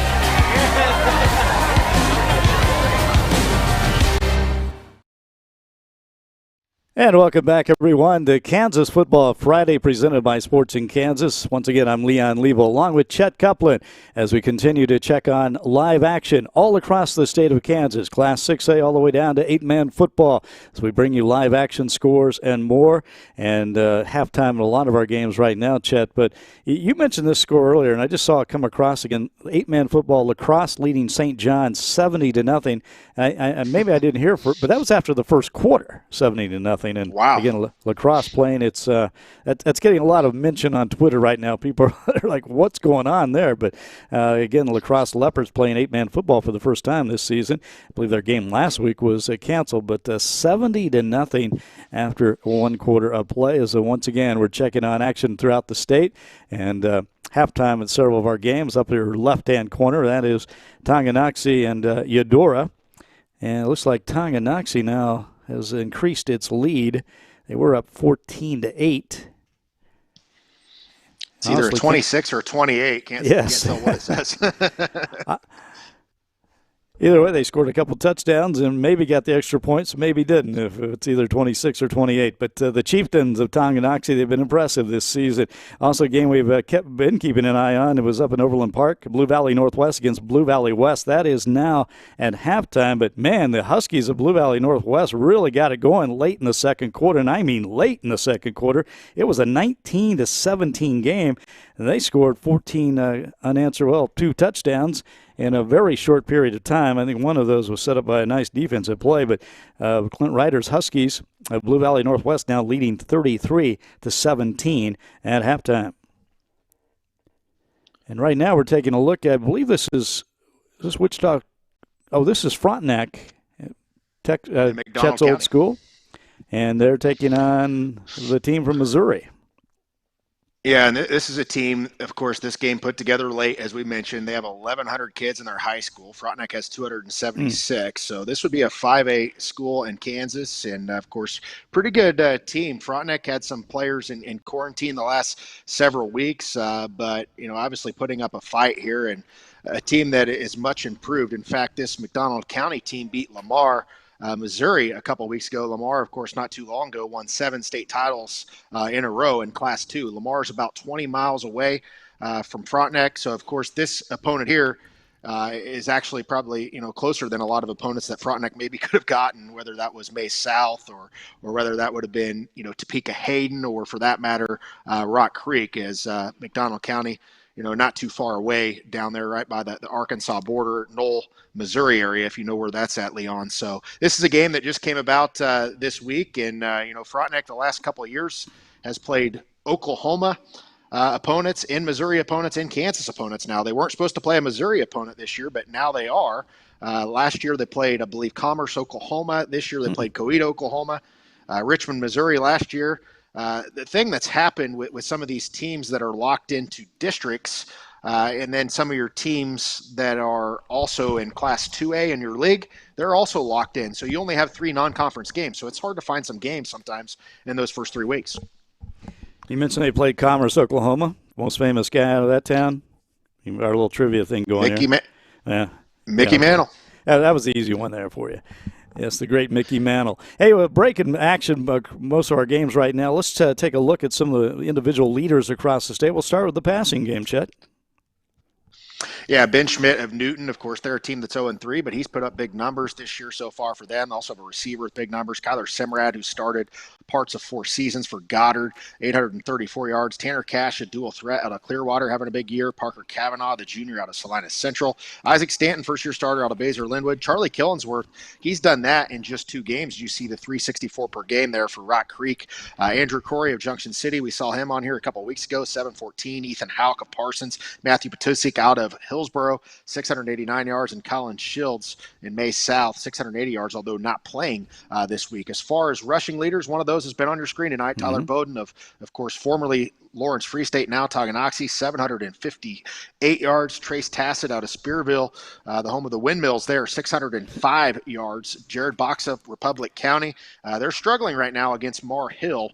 Mar Hill's Andrew Schwinn having a big night so far for them. I think had a 48-yard touchdown earlier. He's got 574 yards entering tonight. Lakin Farmer, a big year. Ethan Abell is having a huge year this year for Oakley. Oakley 3-0, as we mentioned. Dalton Hilliard and Douglas, they're also 3-0. Braden Sloyer, who was on the screen earlier in that Burlington and Prairie View game, 505. Shatter and Blanca did not play last week, but one of the best 8-man players in the state, 500 yards. And Isaac Mendez of Wheatland Grinnell at 499. Receiving yardage, of course, Jake Shope, the favorite target for Semrad, 496 through 3. Peyton Maxwell, a huge year as well for Newton. And Marcelo Busey, in fact, I put that up wrong. He's actually out of Junction City, 466. Too much typing for me this week. Jordan Brown out of Baser Linwood, all-state basketball player, 420 yards. Tanner Barkus of Parsons, 385. Mitchell Busing and Axtell, they're playing Hanover right now. Of course, his cousin, the all-state quarterback, the 4-sport all-state athlete, the 5-sport athlete there, Quinn Busing, who started in the Shrine Bowl last year, his cousin. But Axtell, still a very good team this year, playing Hanover tonight. Jake Johnson, May South, having a big year. Of course, Tyson Struber on there. He's the kid with KU and K-State offers at the 8-man level. So the guy that you just saw on the screen earlier, Taylor Brett, course, he's recruited him heavily there this year so far and offered him as just a junior. Brooks Whaley of Rock Creek, a big year. And the tight end receiver hybrid Spencer Davidson, the All-State baseball player out of Minneapolis, with 305 yards so far this season to rank number 10 in the state of Kansas. I think we talked about this a couple times in past shows, but Division I schools recruiting eight-man players, that used to be kind of a thing that they did not do, but we're seeing more of that, aren't we? They're going for the eight-man player if they're a good athlete. If you're 6'4" plus and you go to a camp and you show out and you can run, they're going to look at you. And now all of a sudden you got Harlan Oboya, who is 6'11" and a half, almost 7 foot.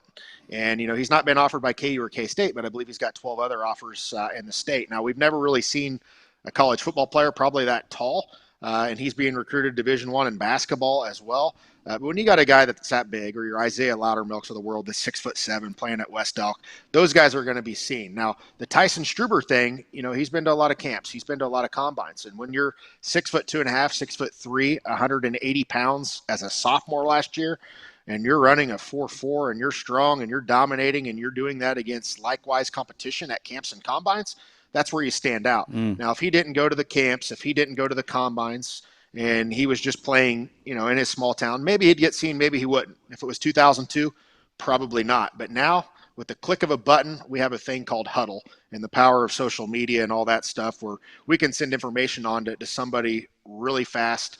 I've sent a 40 time to a coach before down at Tulane, and a kid gets an offer 10 seconds later. It's a crazy world we live in right now. There's people turning over rocks all over the place. They don't care if they're 6-man or 6A.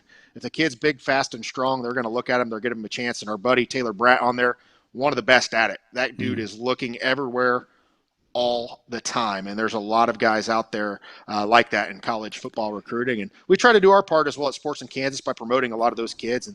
And Jake Sharp, of course, in his camps and combines that he does, that's what he's known for, is having those events so we can look at kids and get an idea of who's who. So Kansas, we're underrated.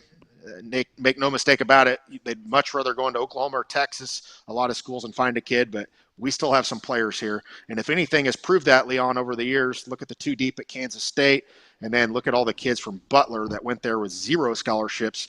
And after a couple of years of development at Butler or the Jayhawk Conference at another school, look where those kids go on to. It's quite incredible of really how underrated it is. I had a meeting with Taylor Bratt and Sean Snyder a couple of years ago, and what Sean Snyder said, he said, well, my dad and I really like the Kansas kids so much because they've in no way, shape, or form got close to their ceiling out of high school, and we can do a lot with them. And there's a lot of truth to be told about that. Yeah, the combines and the camps you mentioned, that's been kind of a game changer. You kind of throw out your old ways of thinking. Because I remember, you'd see a kid who was a great 8-man football player, and there were people, I don't know if he could do it, on another level. But again, as you mentioned, you put them in a situation where you find out what kind of athlete they are, and they can make that transition. So that's good to see. You mentioned it's crazy, but it's better for the young athletes out there who are trying to get noticed. Yeah, and one of those trying to get noticed just went into the end zone there. Colin McCartney, 6'2.5", 195-pound junior quarterback. He, of course, did not play the first couple of games for Frontenac. A very good player for them. You see number 11 on your screen as well, Landon Dean of Frontenac. He's 6'5", 230. He's been offered by Oklahoma State, Kansas State, of course, Eastern Michigan, and Iowa State. His cousin, formerly of Labette County, is a 6'7", 260-pound tight end for the Cyclones right now. So Easton Dean there, and Landon Dean, his cousin, number 11 on your screen. Very good player for Frontenac, just a junior. I'm chuckling a little bit here, Chet, because you not only know who everybody is as far as their abilities and where they might go to school, who's recruiting them, you know who they're related to. You got their cousins and aunts and uncles. It's great. So, well, I actually went to dinner and out with Landon's parents a few weeks before the season, so know them a little bit and knew people he was related to. And it's a small world sometimes, especially now, heck, doing some of the stuff that I do all across the state. It seems like everywhere I go, I can shoot a text to somebody, and I have a friend there to go, grab dinner or something like that in nearly every single town of Kansas. It's wild. And once again, we're checking in on Thomas More Prep at home tonight. Thomas More Prep in the dark blue home uniforms against Syracuse. The Bulldogs with the football. Bulldogs in their traveling white jerseys, black pants, trimmed in orange. And it is 13-0 Thomas More Prep in Syracuse. Did a great job on defense keeping Thomas More Prep out of the end zone several times in that first half, including a couple goal line stands. It could be a much larger margin in this game. Thomas More Prep leading 13-0, but Syracuse trying to get something going on offense. They did right before the half ended and just could not get it in, ran out of time. And again, the Bulldogs still looking to get on the board in this game.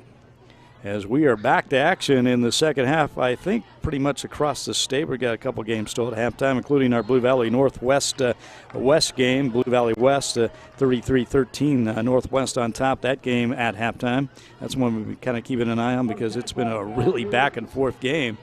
Northwest scoring a couple touchdowns so late in the first half to take that 33-17 lead. And I got a surprise for you, Leon, right now across the state. If this is right, I hope Saul is doing his job right at Scores in Kansas tonight. This game wasn't supposed to happen. In fact, Mark Semino called me a couple of weeks ago looking for a game. He's the strength and conditioning coach at Gardner Edgerton. They were looking for a game, and, of course, Mill Valley lost their game to Lawrence. Lawrence in quarantine. Gardner Edgerton and Coach Cornelson leading Mill Valley 21-19 at the half. So wow. I know Gardner Edgerton's been a pretty good program, but Mill Valley – a very good program and almost beat Bentonville, Arkansas last week. But Gardner Edgerton leading Mill Valley 21-19 at the half. Well, that is a big one. We're going to have to keep an eye on that game. Gardner Edgerton against Mill Valley. By the way, an 8-man score, and I don't know if this is a surprise or not because Hodgman County thought was going to be competitive, but Leota Wichita County has defeated Hodgman County 58-8. Is that a surprise? Well, maybe we won't be getting we may not be getting a live update from Connor Nickel, and that's okay because he's at the game. He texted me about 10 minutes ago and said 2:20 till half. So that must mean that that's over now. And that maybe is a little bit of a surprise. I thought Hodgman County would fare well, and sometimes those games get out of hand fast. I mean, last year we saw St. Francis up 36-0 on Canton Galva, and then all of a sudden it was 66-36 the other way, 66 unanswered. Sometimes things can get out of hand very fast in an 8-man football game. So never say never. I mean, almost, in that state championship, St. Francis almost pointed Canton Galva. I mean, they were not too far away from doing that, and look what happened in that second half. It is a wild game in 8-man football. It certainly is. And again, Leota big over Hodgman County. That game in Jetmore tonight, 58-8. The final score there. Once again, you're watching Syracuse Bulldogs at Thomas More Prep and Lewis Field at Fort Hays State. Upper left hand, it's halftime. Mill Valley against Gardner Edgerton, a game we talked about a little while ago. Gardner Edgerton leading 21-19 at the half. That is a surprise. Gardner Edgerton coached by Ryan Cornelson. We talked about his father, Gary Cornelson, the legendary coach of the Liberal Redskins, head football coach and track and field coach out in Liberal, who had the dynasties back in the 1990s. I believe they got one of their facilities is named after him out there. You would know that, Chet, wouldn't you? I don't know that. I have been to their facility, and that's an awesome facility. And it seems like everywhere you go in western Kansas, no matter if it's 1A or 2A or 5A, maybe I don't see it a lot in southeast Kansas where I'm from, but it seems like to me everywhere I've been in western Kansas almost has 2 press boxes. Not everywhere, but there's a lot of places that have, Syracuse has 2 press boxes. Elkhart has 2 press boxes. I'm just kind of shocked by that. I don't see a lot of that in southeast Kansas. If you're a broadcaster, you actually prefer the one big one, so you're on the west side of the field when the sun's going down. I've been on that east side of those schools with the 2 press boxes. Sometimes it's difficult to call that first quarter of action when everything looks like a silhouette, but. We're talking about Ryan Cornelson, the head coach of Gardner Edgerton. He, longtime coach, again, his father, Gary, but he coached at, I believe, La Crosse. He was the head coach. Hayes, Hutchinson, and now in Gardner Edgerton. And McDonald County going up on the board here to take a 24-13 lead on Frontenac in the third quarter. Frontenac not the favorite going into this, and of course Mack County much improved this year, but still a pretty good game here in southeast Kansas at Frontenac, a game that we talked about wasn't supposed to happen, and of course pieced together in the last minute yesterday of finding this opponent out of southwest Missouri. Frontenac going with this tough schedule, going up against bigger schools. Has there been any concern on their part, though? Maybe, hey, we got to watch this going up against these big schools, as far as keeping kids safe. Yeah, I think that's maybe a concern. There's obviously more people, 1,100 some kids in the school, and who, contract tracing and who's been around who and things like that. It's so impossible for me to keep up with. It's been a nightmare, to be honest with you, because you don't know who's who. And, I've talked to a lot of athletic directors. I've talked to, whether it's Brian Haney, of course, at KU, the voice there, Wyatt Thompson at Kansas State, and just talking to them about the planning of their football teams, the planning of their administration, heck, the planning for their road trips. They're not even riding in the same cars as the broadcast teams right now. I talked to Jim Johnson at Pittsburgh State, and he told me his biggest challenge right now as an administrator in 2020 is administrators' biggest things are they plan. They, of course, that's what college people do, high school people do. They have a plan. They know what they're doing. And right now, Leon, we're in an hour-by-hour situation. You cannot plan for anything. And that's the thing right now. You don't even know if that school – heck, in some instances, you don't even know what that school is going to be who shows up that night sometimes because, they could be quarantined. It's absolutely crazy, some of the stuff we've seen this year. And it's not just high school. We had Taylor Brad on, the recruiting coordinator from Kansas State University, the Wildcats in Norman. They have made the trip, but there has been a question all week whether that game might not be played. K-State at Oklahoma tomorrow, and by all accounts, everything looks like it's a go-ahead. The kickoff 11 o'clock tomorrow morning, but even that level, there was some doubt earlier this week whether K-State could make that trip, but they bust all the way from Manhattan to Norman. I understand they took like 6 different buses because they're keeping guys spread out, social distancing even on the trip down. So it is just amazing what's going on. Yeah, and a lot of it has to do with position groups. Let's say somebody tests positive in position groups, and then all of a sudden you don't have that position group anymore, and all of a sudden you have 7 tight ends that are in quarantine and nobody to play the position. Well, Kansas State kind of experienced that at the receiver position in week 1, so that's certainly a thing. A seating chart at a high school I know has caused people to quarantine, things like that. And I'll never get on here and say who's quarantined or who's not, but we'll talk about the schools that it's happened to, and some of the schools just don't have those numbers. We put out a story not too long ago about a Hugoton beating Ulysses. They had 57 players on their team. They had 18 that weren't in quarantine able to play. As we see on the screen right now, you have, of course, Mill Valley versus Gardner-Edgerton. And this is maybe one of the biggest surprises right now, Leon. Not saying that I thought that Mill Valley would blow them away in this game up at Mill Valley as well, but this is a very competitive football game that maybe we didn't expect because Gardner-Edgerton hit heavy by graduation the last couple of seasons. But they do have, of course, a Division I player committed to Kansas State, Devontae Pritchard, on this team. Yeah, the Blazers of Gardner-Edgerton, they've got the football. They are the visiting team here against Mill Valley, the Jaguars, who were so impressive the first couple of weeks. Again, destroying Derby in the first game of the season, just surprised everybody. And now trailing 21-19 the second half, just underway. Again, the Blazers on top of the Jaguars, 21-19.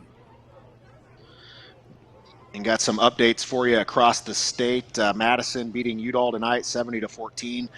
Wichita County, Leota Wichita County, 58. Hodgman County, 8. Third quarter scores. Sean Fry was at that game earlier that we talked to. Oswego leading Yates Center 40-6.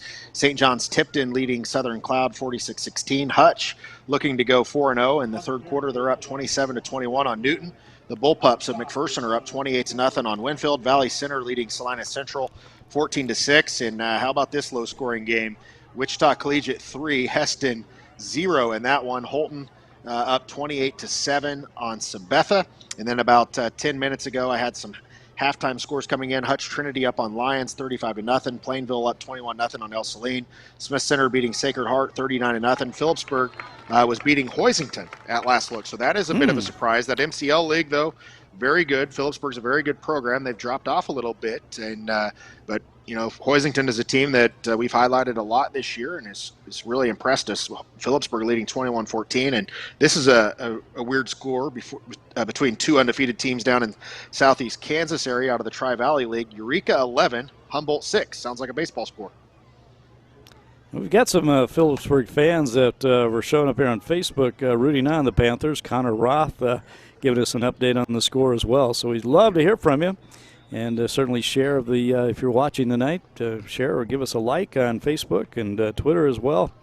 As you're watching Kansas Football Friday, presented by Sports in Kansas, checking in on all the live action across the state. And once again, this game at Mill Valley, Gardner Edgerton up 21-19. The third quarter just underway. The Blazers of Gardner Edgerton with the football. Of course, they're known also for one of the best athletes, high school athletes I've ever seen. And I never got to see him play football in person. I saw his highlights, and that was Bubba Starling. I did see him play basketball at the Dodge City Tournament of Champions. He was a tremendous basketball player as well. Of course, went on to play baseball and was with the Kansas City Royals. But, man, he could run the football. Yeah, best sport, football in high school, and just an unbelievable talent. About 6'4.5", 6'5".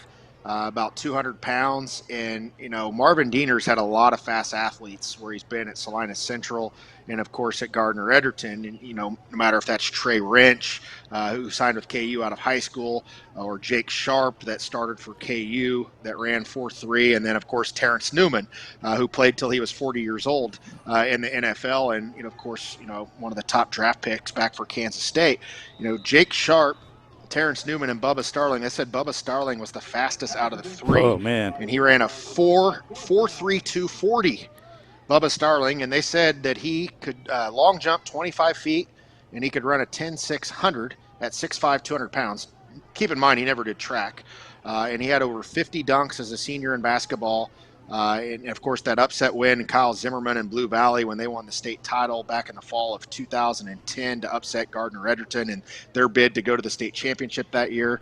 Bubba had a couple games, I think, on ESPN that year, but, of course, known for baseball and his 94-mile-an-hour arm, and five-tool player out of the outfield. He was drafted 5th overall by Kansas City in the 2011 draft, and he was going to go to Nebraska, but he had 7.5 million reasons to go for the Kansas City Royals. And now, of course, he's with the Kansas City Royals after making his debut in 2019. Yeah, it was a bit of a struggle in this abbreviated 60-game schedule. And last year with contract, it's going to be interesting to see what's going to happen to him next year. But Bubba Starling, what a tremendous athlete. And one of the reasons we've been talking about him is his old high school, Gardner Edgerton, the Blazers, I believe, just scored a touchdown. Again, go up 27-19. Extra point coming up against Mill Valley. Wow, what a surprise this is as they take their opening drive of the second half and go right down the field. Yeah, very surprising what's happening here right now in this one, in a game that wasn't even planned. Regardless, if you didn't get this game, though, you were going to have an outstanding game against Lawrence High and Devin Neal tonight. Really wanted to see that game, but, of course, in quarantine with a player on the team testing positive last week. Blazers with the extra point, and it's good. And they now lead 28-19 start of the third quarter over Mill Valley. So a game we certainly will keep an eye on as Gardner Edgerton, their head coach Ryan Cornelson, coming up a big surprise tonight against the Mill Valley Jaguars, and see if they can hold on to that lead. As once again we switch back to Hayes at Fort Hays State University. Thomas More Prep at home tonight against Syracuse, the Bulldogs, and Thomas More Prep in the all navy blue uniforms. They lead 13-0, both their touchdowns in the first half. Syracuse has done a terrific job on defense. They have a couple goal line stands, and but their Bulldog offense just not able to really move the football. They did get deep into TMP territory right before the half, but it once again ran out of time and had no chance to score as Thomas More Prep going to the air. The Monarchs pass a little high, incomplete. Got some score updates for you across the state in the third quarter from scores in Kansas. Eureka leading Humboldt 17-6. Prairie View and Burlington tied at 16-all. We had that game on our screen earlier. That's a big district showdown there. Rock Creek leading Hiawatha 42-6. Colby leading Smoky Valley 18-0. Girard up on Anderson County as well. That's maybe a bit of a surprise as well in the 3A district. Rossville, they are very good this year. Torrey Horak at the quarterback position. They are leading McLeod 56-0. McPherson, they're looking to go 4-0, 35-7 over Winfield in the third quarter. Piper up 21-14 on Lewisburg. Beloit leading Ellsworth 40-6. Lee Summit North leading Free State 28-10. How about this one? Valley Heights on paper, ranked one of the top teams in 1A this year, but they're playing ranked 1A Centralia in the Story program that Larry Glatzik runs there, John Regan's field. Centralia leading Valley Heights 22-0 in the pair of ranked teams there. Olpe leads Uniontown 27-2. Pratt and Larned tied at 14. Collegiate takes a 10-0 lead over Heston. Washburn Rural, this is a little bit of a surprise here because they are 1-2. Washburn Rural leading Junction City 17-7. So that makes me think that the last couple of weeks, maybe Washburn Rural got some people back after their first 2 weeks. Phillipsburg up on Hoisington by 1, 21-20. Hayden up on Coffeyville Field Kinley 41-0 in that game that, of course, was scheduled on Wednesday. And again, you're watching Gardner Edgerton at Mill Valley. Gardner Edgerton up 28-19 as they just scored a touchdown to start the third quarter of play. Mill Valley now with the football near midfield, but looks like the Blazer defense hanging tough right here and forcing a big third down play for Mill Valley as they really spread out that offense. Wow, and get this, Leon. I just got a text in from a person I know in Cheney, and I don't know what the score is there right now, but Logan Bartlett of Cheney kicked a 51-yard field goal tonight. You don't see that often in high school football. Wow. I think I know his dad, Jared Bartlett. If I'm not mistaken, that is his son, former sportscaster out in Wichita. Used to be when back in my day, Chet, way back, field goal kickers, you just pretty much said, well, let's who can kick the ball. And it was a guy who could kick it straight on, and now you got all kinds of guys that can kick. Of course, of the advent of the soccer game and evolution of soccer in America, and so many kids playing that. A lot better kickers in high school football these days, obviously. Yeah, and as the game of soccer has grown, and a lot of high schools get it, you usually grab somebody over from your soccer team. We've even seen female football players be field goal kickers here in recent memory across the state. Back in the day whenever I played, sometimes you might have a lineman or a linebacker or something like that, and you'd throw a flat-toe shoe out there. He'd take his shoe off, throw it on the sideline. You put that thing on there and kick a field goal in, and, that's why my senior year, I think we lost at the Colgan 14-12 during their 66-game streak, and then we lost 13-12 to Neota Shea, who ended up losing on a field goal that hit the crossbar in the state championship to Conway Springs. So field goals cost me maybe winning a state championship my senior year early on. Oh, man. There's also not field goals, extra points. A lot more two-point conversions back then, if I remember right, as well.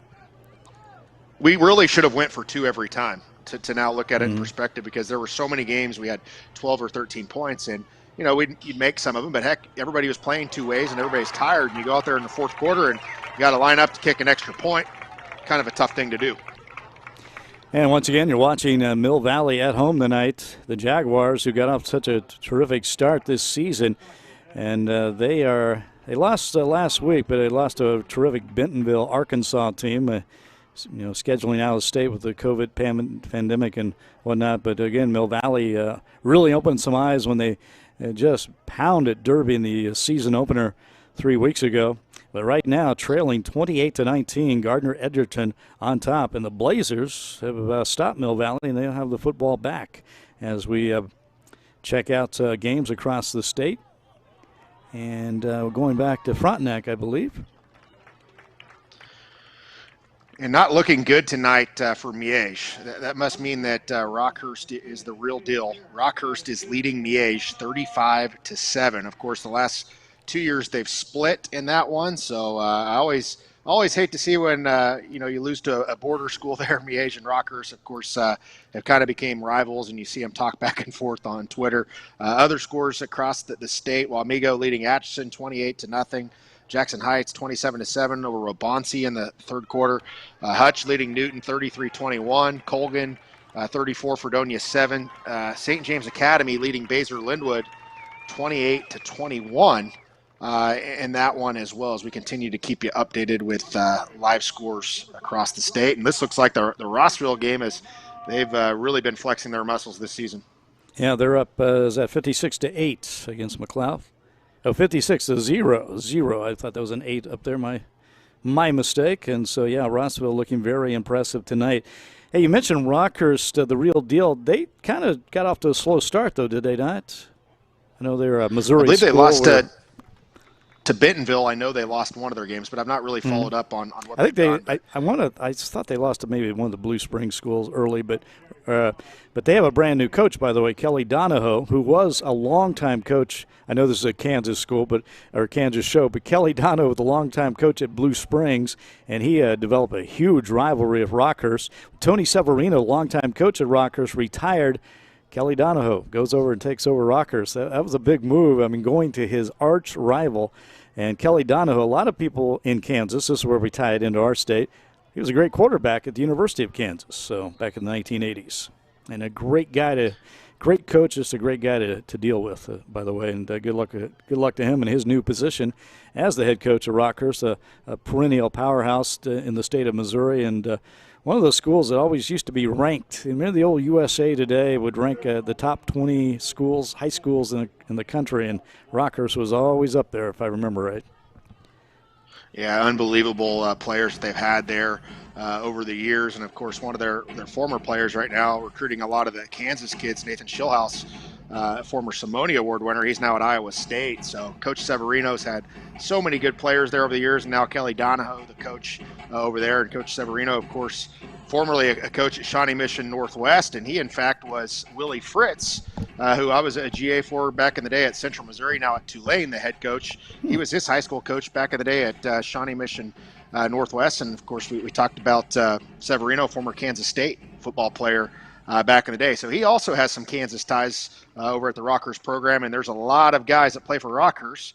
There's a lot of guys probably for Miege as well, because the state line's a state line. You're living one Kansas or Missouri, and it's a mile away, prior to the high school where some of these kids live, if you even live in Kansas. And imagine there's a lot of Kansas players on that high school team. And Rockhurst literally is on the state line, on State Line Road in Kansas City, Missouri. So just across the street is the state of Kansas. Of course, one of their most famous football players, I believe he played quarterback there, but he's more well known for baseball, David Cone, former pitcher for the Royals, Yankees, Cy Young Award winner. And when he was playing, when he was at Rockhurst, they did not have a baseball team. Wow. In baseball, it seemed like there wasn't a lot of high school baseball in the 80s and 90s at some schools, and it's gotten bigger.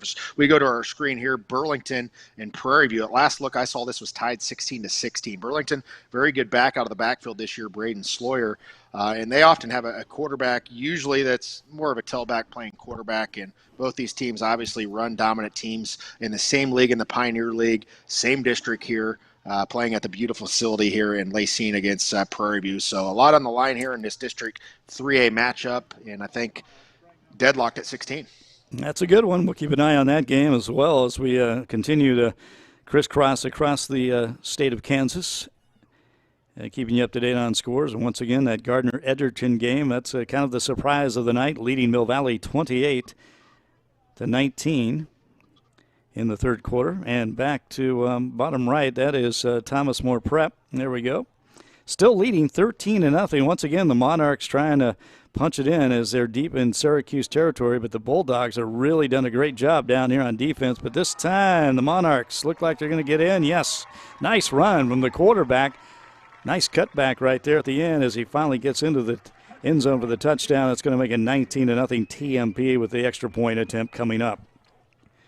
Cade Harris on the carry there, just a sophomore, 5'11", 170 pounds. We've seen him on defense. We've seen him on offense. and really does a great job for this team. So not often you see a sophomore leading the charge. I know they're backfield sophomore and junior, so future could be bright here for TMP.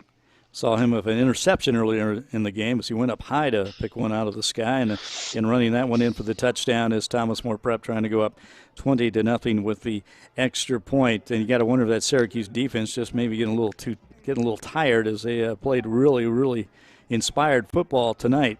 Back to Mill Valley, Gardner Edgerton with the football and leading in this game.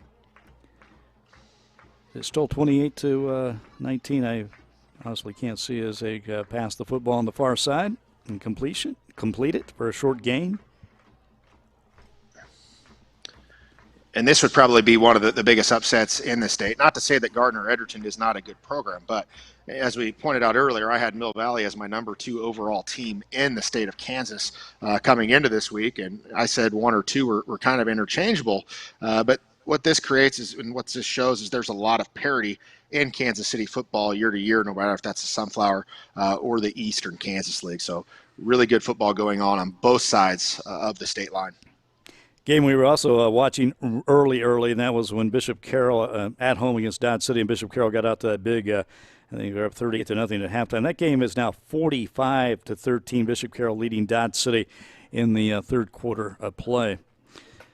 I know this is a football show, but I saw an interesting numbers on Dodge City's soccer team, Chet. Our good friend Sean Boston, who does a terrific job he's the voice of Dodge City and also just does a terrific job of covering those teams. Their soccer team is 7-0, and they have outscored their opponents 37-1. That's pretty dominant. They scored more points than some football teams have this season. Yes, so that's pretty amazing. They do got it going on the soccer side of things out in Dodge City right now. As back to right now, we got Tonganoxie and Eudora, and the Chieftains are up 34-16 this game in the third quarter.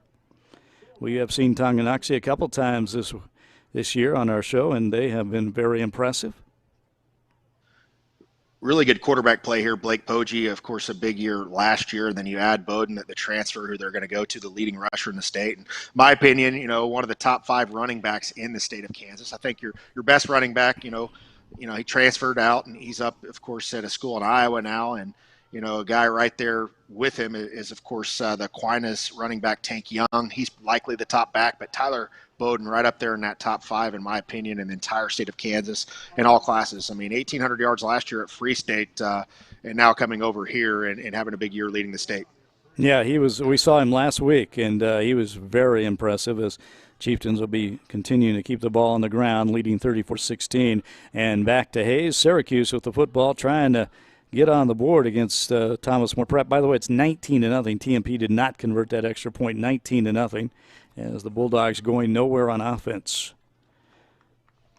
They have tried the pass, they have tried the throw, but the TMP defense has done a terrific job against this Syracuse offense tonight. We've been talking about the Bulldog defense, but let's give it up to the Monarchs as well, as they're pitching a shutout in the third quarter. And I got an update from Connor Nickel. He was going to come on and do it, but he said the game ended at 8:21. I had him coming on at 8:30, and he expected, that to be a win by Wichita County, but not, in the fashion that it happened. He told me that Cade Ritzky had 241 yards passing with 5 passing touchdowns, and then, of course, you look at Manny Chavez, a kid that didn't play last year after moving, a touchdown catch, 80 yards receiving. Sheldon Whalen, 100 yards as well. In fact, Chavez was the kid that we posted last week that hurdled a player, and we posted on Instagram. Everybody's like, why wasn't he flagged? That should be a flag in high school. He got away with it. But Brant Douglas has really done an incredible job there as the head coach, and very, very good, and could be that West favorite this year, because if you remember, Leon, St. Francis jumps down to 8-man Division II, and that was last year's semifinal. St. D winning that game and going on to play Canton Galva. So right now, many may think it is going to be Canton Galva versus Leota Wichita County for the 8-man one state championship. And we got a new game to pop up here. This is St. Thomas Aquinas. They're playing in Missouri tonight. They are at Raytown. St. Thomas Aquinas in the white uniforms against the Raytown Blue Jays. And Aquinas up 21-7. 3:20 left to go in the football game. This game in the fourth quarter. So that'll bring up fourth down for Raytown. By the way, Hoisington now leading Phillipsburg 26-21. Third quarter, that was a game we were kind of keeping an eye on because Phillipsburg got out to the early lead in that game. I wouldn't say a surprise, but certainly a battle there as the Cardinals of Hoisington now leading. And again, that is in the third quarter. Unless we have something update on that, we'll check on that a little bit here. Yeah, update about 2 minutes ago I had on that. Hoisington up 26-21 on Phillipsburg. You got it. Girard leading Anderson County 21-0. That's maybe a surprise down in southeast Kansas. Other scores, Riley County up on Clay Center 34-12. Garden Plain up 19-0 on Douglas. Douglas entered at 3-0. That's a fourth quarter score. Santa Fe Trail up on Osawatomie 27-14 on that one as some of these games going into the fourth quarter. Third quarter scores, Emporia up on Highland Park 22-8. Seaman up on Topeka West 22-14. Concordia all over Council Grove 56-0. Maybe the surprise of the night, besides that Mill Valley game that we were looking at with Gardner Edgerton, Washburn Rural leading Junction City 24-20 in that one. Other scores, Chaparral 50, Blue Stem 6 in the fourth quarter. Cimarron 46, Southwestern Heights 0, Holcomb 27, Nickerson 18, looking to go 4-0, and Hiawatha and Rock Creek, the game that wasn't supposed to happen and did happen. Rock Creek 51, Hiawatha 12 in the fourth quarter in that one from Scores in Kansas. And once again, you're watching Raytown or St. Thomas Aquinas at Raytown. Raytown Blue Jays with the football. A penalty got them down near the 10-yard line, but that Aquinas defense pretty tough right now. Aquinas in the white uniforms and gold trim. And actually, their uniforms look exactly like the University of Notre Dame pretty much. The St. Thomas Aquinas Saints. That the Blue Jays will be pushing for this touchdown, but if they get it, we'll see what happens with the Saints' possession. Wouldn't be surprised if the Blue Jays opted to do an onside kick. White Bear with the run up the middle will be shy of the touchdown. Once again, St. Thomas Aquinas coming off a big win a week ago over Bishop Miege. Bishop Miege losing tonight right now against Rockhurst in that battle of the two Catholic school powers in the Kansas City metro area, Rockhurst and Bishop Miege. Rockhurst on the Missouri side, Bishop Miege, of course, on the Kansas side. As we see if Raytown can punch one in here, and they do get the touchdown and make that could make it a 21-14 game with the extra point coming up. So that's a big TD for the Raytown Blue Jays against St. Thomas Aquinas, Randy Dryling's team. Yeah, Aquinas could be that best team in the state this year. I mean, there's so much unknown because, maybe that could be Lawrence this year. Maybe Derby could really improve later on in the year. I mean, everybody's different week to week. We thought Mill Valley was that at one point. Miege just seemed to drop off a little bit. And we don't know, who's playing this week or who's in quarantine or who's left. That's the thing this year. It's so hard to predict who's who. The most important thing is that we're playing. And I don't put a lot of stock into some of these wins at some point throughout the year, Leon, because we really can't judge a team off of early on in the year. But it's wild to see some of the things that we have seen across the state of Kansas through 4 weeks of football. It is wild, and we continue to watch all this wild action across the state of Kansas because you are watching Kansas Football Friday presented by Sports in Kansas. We're going to take a break. We'll be back with more right after this.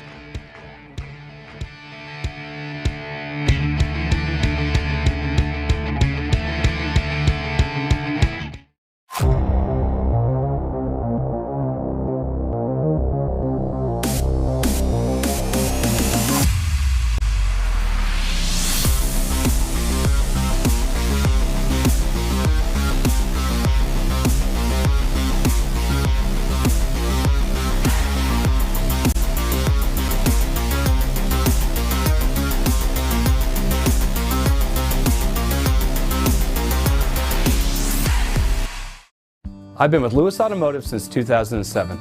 I've worked in the service department, finance, and sales, so I've experienced all aspects of the dealership. I enjoy the car business because I get to see people from different walks of life every day. I grew up in a small Kansas town, so I take pride in getting to know my customers. I think that's what sets Lewis apart. We treat our customers like family.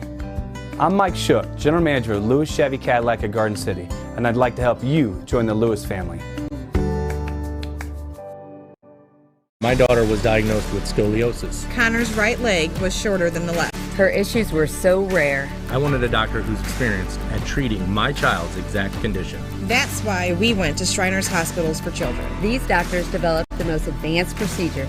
They do so much research. With some of the most innovative doctors in the world. And they put all their best thinking, all their love into healing my child. And they did it, regardless of our ability to pay. My daughter is who she is today because of Shriners Hospitals for Children. The innocence of youth. Is there anything any better? But soon they'll be in high school and facing all the same challenges you faced. How to make friends, how to fit in, how to be cool. We want our children to have everything they'll need to live fulfilling and productive lives. Make sure the kids in your family are among the more than 170,000 participants here in Kansas who take part in high school sports or activities.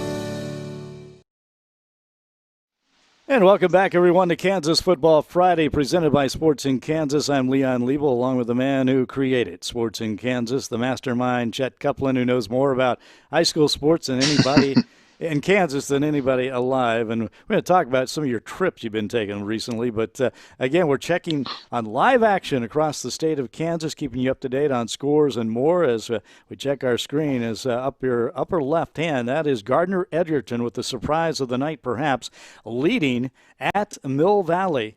And last report, it was 28-19.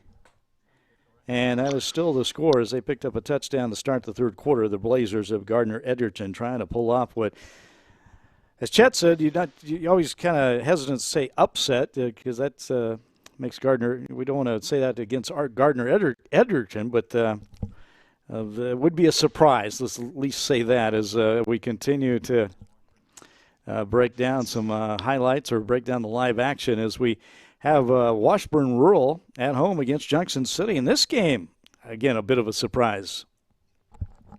Yeah, very surprising here. And, of course, Washburn Rural beating Pittsburgh last week. They're in the all blue here, not to be confused with the white and the blue pants with Junction City here. Junction City, obviously, traditionally a pretty good program.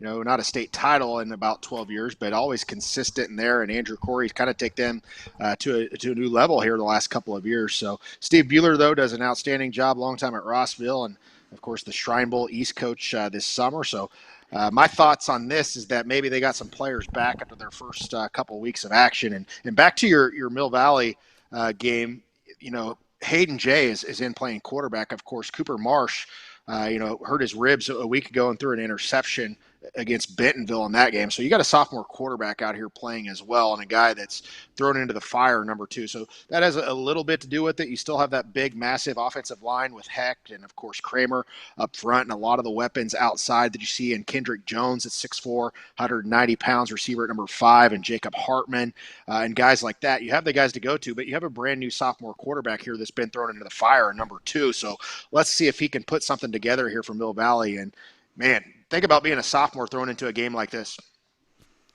And once again, we are back to, we're checking out Thomas More Prep at home against Syracuse. Looks like Thomas More Prep just scored. Back to Mill Valley where Gardner Edgerton leading 28-19 in this game in the third quarter still, as Mill Valley with the football in the all blue, the home team. Looks like punting team coming out for Mill Valley, but certainly going to change a lot of things with a brand new quarterback that, of course, starting this game for them, and, you know, losing your senior that threw for 2,000 yards. That's, you know, probably would have been an all-state pick, things like that. I don't know the severity of his injury or how long it will be. I'll have to check in on that this week, but certainly, you know, that's going to factor in with that. And we have a minute 2 left here with Aquinas leading Raytown as well. I don't know if that game was originally scheduled or not. I don't even I don't even keep track anymore, Leon, because there's been so I many don't think schedule it changes was. here. I think that was added to the schedule. By the way, St. Thomas Aquinas has the football, leading 21-14. 4th down and 5. Looked like they were going to go for it at midfield, and then they called the timeout, and that's why there's a break in the action. As that is your bottom left, and now we're back to Junction City at Washburn Rural. And nobody's wearing hardly different colors tonight. It's all blue and white. Our games keep track of this as, once again, Washburn Rural, the Junior Blues against the Blue Jays. Back to St. Thomas Aquinas at Raytown. And, again, going for it, 4th down and 5 at midfield, right at the 50-yard line. Randy Dreiling taking the gamble here, it looks like. They just come out of the timeout. Like that at the 49-yard line, it looks like. Very powerful offensive line that they have. Now, of course, not the powerful offensive line that they had in the past, but, obviously they don't throw the football a lot. They can if they need to with Blake Anderson, but so powerful up front and what they had. Their line 2 years ago, I've never seen a high school offensive line like it. It looks like they're going to punt in this they're going to punt here the football. 4th and 5. On 4th and 5. And, just can't see the guy on the screen. Yeah, kind of a high snap there, but they do get the punt off. I was wondering about that, and the ball takes a Aquinas bounce, a terrific bounce. That was a good decision. It's going to be down at the 3-yard line, and that's where Raytown will take over after the punt. And again, 21-14, Aquinas leading Raytown in that game in the third quarter. Now, Washburn Rural on your screen, I was looking earlier today, they are the largest school in Topeka with 1,879 students. They are bigger than Topeka High, which has 1,634 students there. And it looks like the majority of those other schools in Topeka are, of course, Class 5A. So a little bit surprised by that. Of course, you have Seaman at 1180. Shawnee Heights at 1159, Topeka West 1118, and the reason I'm reading this because new enrollments, and that came out today across the state, of course not for football, but the largest school in the state, Leon, Wichita East, at 2,397 students. That high school, the second largest, Wichita North, which is not very far away at all, 2255. The third largest, Derby, 2185, Wichita Southeast at 2171, and their brand new school, Garden City 2123, Dodge City 1966. And guess what the smallest school in the state is? I've cheated. I actually have seen this, but I tell you, it's very small. It's Healy, 10 students. Yes, you must have saw my tweet today. Healy, 10 students. And even Mitch Holtis replied, and he knew their mascot. Well, and Ron Baker replied to his tweet talking about it was a great place to go to elementary school because that's where his father's from. He's a graduate of Healy High School, Ron Baker's father. Small world. It all comes together. Once again, we can all tie it together. As we're watching right now, we're back to Thomas More Prep leading 32-0 over Syracuse. Again, it was 13-0 at halftime. The Monarchs really blowing it open in the second half. By the way, I was telling Mike Nelson earlier before the show began, we're talking about Healy. Also the home, and I don't know if you know this. Oh, my. Aquinas comes up with a pick six. That's a huge defensive play, obviously, as that's going to put him up by a couple touchdowns at Raytown. Got a name on the young dagger man there likely for Aquinas.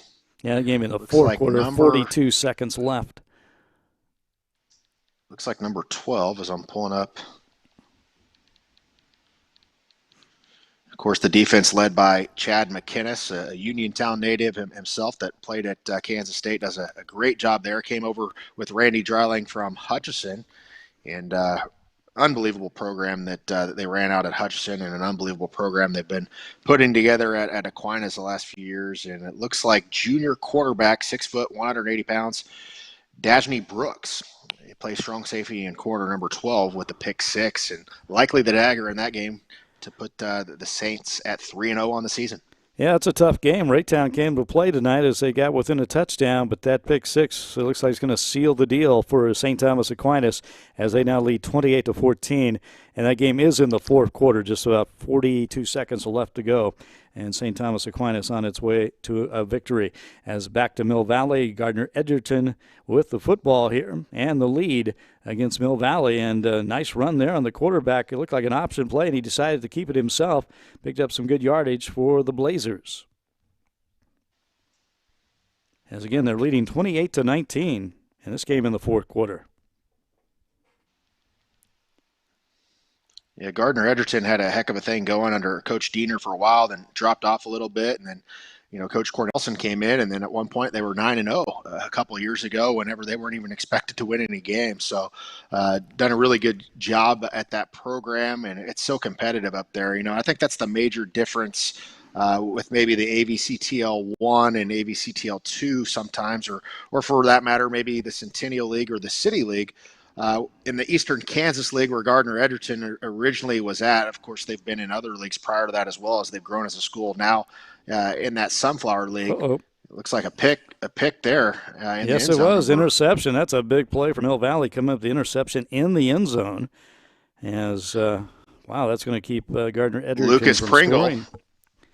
Lucas Pringle, senior defensive back, 6 foot, 170 pounds, making that play for Mill Valley. But, back to Gardner Edgerton, kind of on and off, and then Coach Cornelson kind of has put him back on the map again. But we had a lot of good players there. They added some transfers this year as well on the team, and certainly a team to keep an eye on that we don't seem to know a lot on yet. Number 7 on the screen is Devontae Pritchard's committed to Kansas State. So he's a big-time impact player with a lot of speed, as you see, playing middle backer, but likely a strong safety at the next level.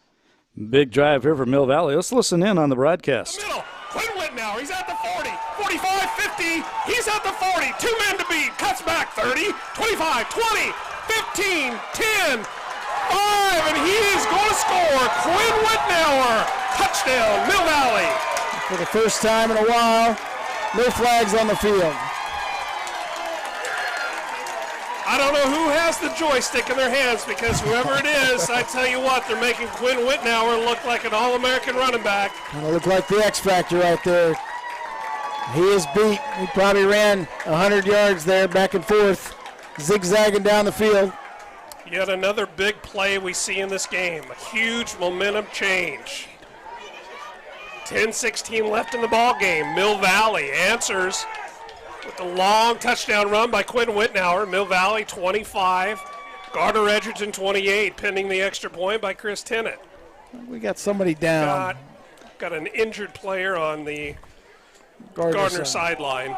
All right, as you just saw, Mill Valley, that was perfect timing, checking in with a long touchdown run, and it makes it 28-25, and again, an extra point attempt coming up for the Jaguars to make it 28-26, but there is an injured player and a timeout on the field. How about that, Chet? Yeah, big-time interception to set it up. Quinn Whitnauer, of course, one of the top backs in Kansas City this year. They throw a lot, of course, with their quarterback usually, and why wouldn't you whenever you have Hartman and Jones and all kind of guys to go to from Cooper Marsh? Well, Cooper Marsh not playing. All of a sudden, you go to a guy like Whitnauer, an incredible running back they have, 5'9", 175-pound senior. Certainly has been a factor for them so far this season. You rely on that big offensive line that you have up front. Ethan Kramer, the Sports in Kansas non-senior defensive player of the year, two-time wrestling champion up front. Barely 6 foot, 265, but he's likely the best two-way lineman in the state. And then, of course, Sam Hecht, his brother plays at North Dakota State. He's being recruited at the Division I level. He's 6'4", 255 pounds up front as well. So you got some big guys up front paving the way. Why not use them? This is a ball game now here in Shawnee. No doubt about it, as again the extra point will make it a 2-point game. It's 28-25, Gardner Edgerton leading, but Mill Valley with that long touchdown run, and here's the extra point, and it is good. So that makes it 28-26. The Blazers of Gardner Edgerton trying to hold on over the Mill Valley Jaguars, but plenty of time, over 10 minutes left to go in that football game. As checking in and back with Thomas More Prep leading 32-0 over Syracuse. One score update. Good. It was a low-scoring game. Wichita Collegiate now stretching its advantage over Heston 24-10. And that game in the fourth quarter of about 6 minutes left to play.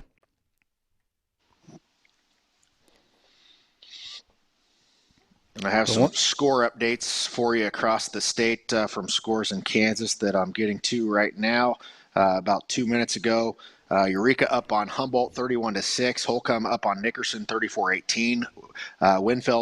Winfield trailing McPherson 48-13. Topeka Seaman up on Topeka West 49-14. Linden leading Northern Heights 49-16. Some finals. Chase County 60, Central Burden 8, Cimarron 52, Southwestern Heights 8, Chaparral 62, Bluestem 6, Rock Creek 51, Hiawatha 12, South Gray 48, Nest City 0. I believe both those schools are unbeaten going into that game. Central Plains gets their second game in of the year as they were quarantined the first couple of weeks. The Oilers win 64-14 over the home of Paul Kaufman, Chase, tonight. Southeast of Saline 60, Russell 0. Pale, as we talked about, very good. They won 62-7 over Ottawa tonight. And Burlington holding off Prairie View for that district win, 22-15 tonight on the road. Paul Kaufman, again, yes, from Chase, Kansas. The Chase Cats, his son, his oldest son, he named him after his hometown, Chase Kaufman, who became a All-American tight end at the University of Missouri and also went on to play for the Cincinnati Bengals. So a little more Kansas trivia for you, I guess. Paul Kaufman, and also a member of the Green Bay Packer Hall of Fame. And was it you? It had to be you, because I don't know who else would have been talking to me about it. I don't even know if it was on this show or State Track or where it was. We've talked so much, but was it? It was 11-man football, I think you said, and everybody thinks that it's 8-man whenever they played. But Ransom was playing Chase, and KU and K-State were there to recruit Nolan Cromwell, and they see this tight end receiver, and Kansas State offered him a walk-on spot, and that guy, Paul Kaufman. That sounds like a story I would tell, but I did not tell that one. That's actually the first time I've heard that. That's good. And Paul Kaufman not only became a great player at K-State as a walk-on, they have the Paul Kaufman Award, which is presented to a walk-on player who develops and becomes a great player. In fact, one of a good friend of mine was the first winner of that, a guy named Bill Keeley, who's a former coach out at La Crosse and now the superintendent of schools. He was the first winner of the Paul Kaufman Award as he walked on and earned a scholarship to become a starting linebacker. But Paul Kaufman also in the Green Bay Packer Hall of Fame, as I mentioned, along with Lynn Dickey, and I'm pretty sure Jordy Nelson is on his way there too. So as I've mentioned that a couple of times, 3 guys from 3 small towns in Kansas in the Green Bay Packers Hall of Fame. Unbelievable. It almost sounds made up, and it's wild to follow some of the stories of the walk-ons to greatness. It's crazy. And once again, we're back at Mill Valley and Gardner Edgerton. Gardner Edgerton leading now 28-26 as Mill Valley just scored a touchdown. It looks like the Jaguars got a little momentum here as they just stopped Gardner Edgerton, and they're going to force them to punt the football. Can I just say GE after a while? I'm having a hard time saying Gardner Edgerton. Yeah, we refer to them a lot in articles. I know Connor Nickel. The Blazers. Connor Nickel has me doing that. Connor Nickel has me doing that with a lot of teams like Canton Galva. He puts C-G. Hard for me to say it on air, but I've started abbreviating everything since he started doing that. It saves a lot of typing.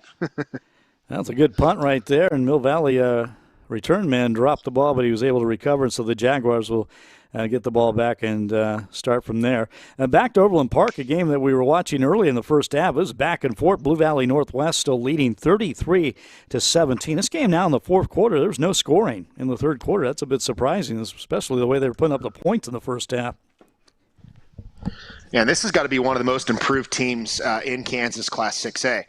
This year under Clint Ryder, a team that has struggled, and that's sometimes why you give a coach some time to be somewhere. You know, a lot of schools, after 3 years with somebody, they may be like, oh well, are we seeing any improvements? Well, now you're seeing, all the kids that have went through his weight system, getting people out for the program, and now all of a sudden they could go 2-0 tonight in a very good league. And of course, this is a team that was pretty good last year in Blue Valley. Of course, coming into the year, I know their quarterback transferred, but they're a contender. They have multiple Division I athletes, 3 FBS offers on that Blue Valley team. So this is a really good Blue Valley Northwest team, wide open, and just misses his man there to the end zone. Another interesting 6A improved team this year.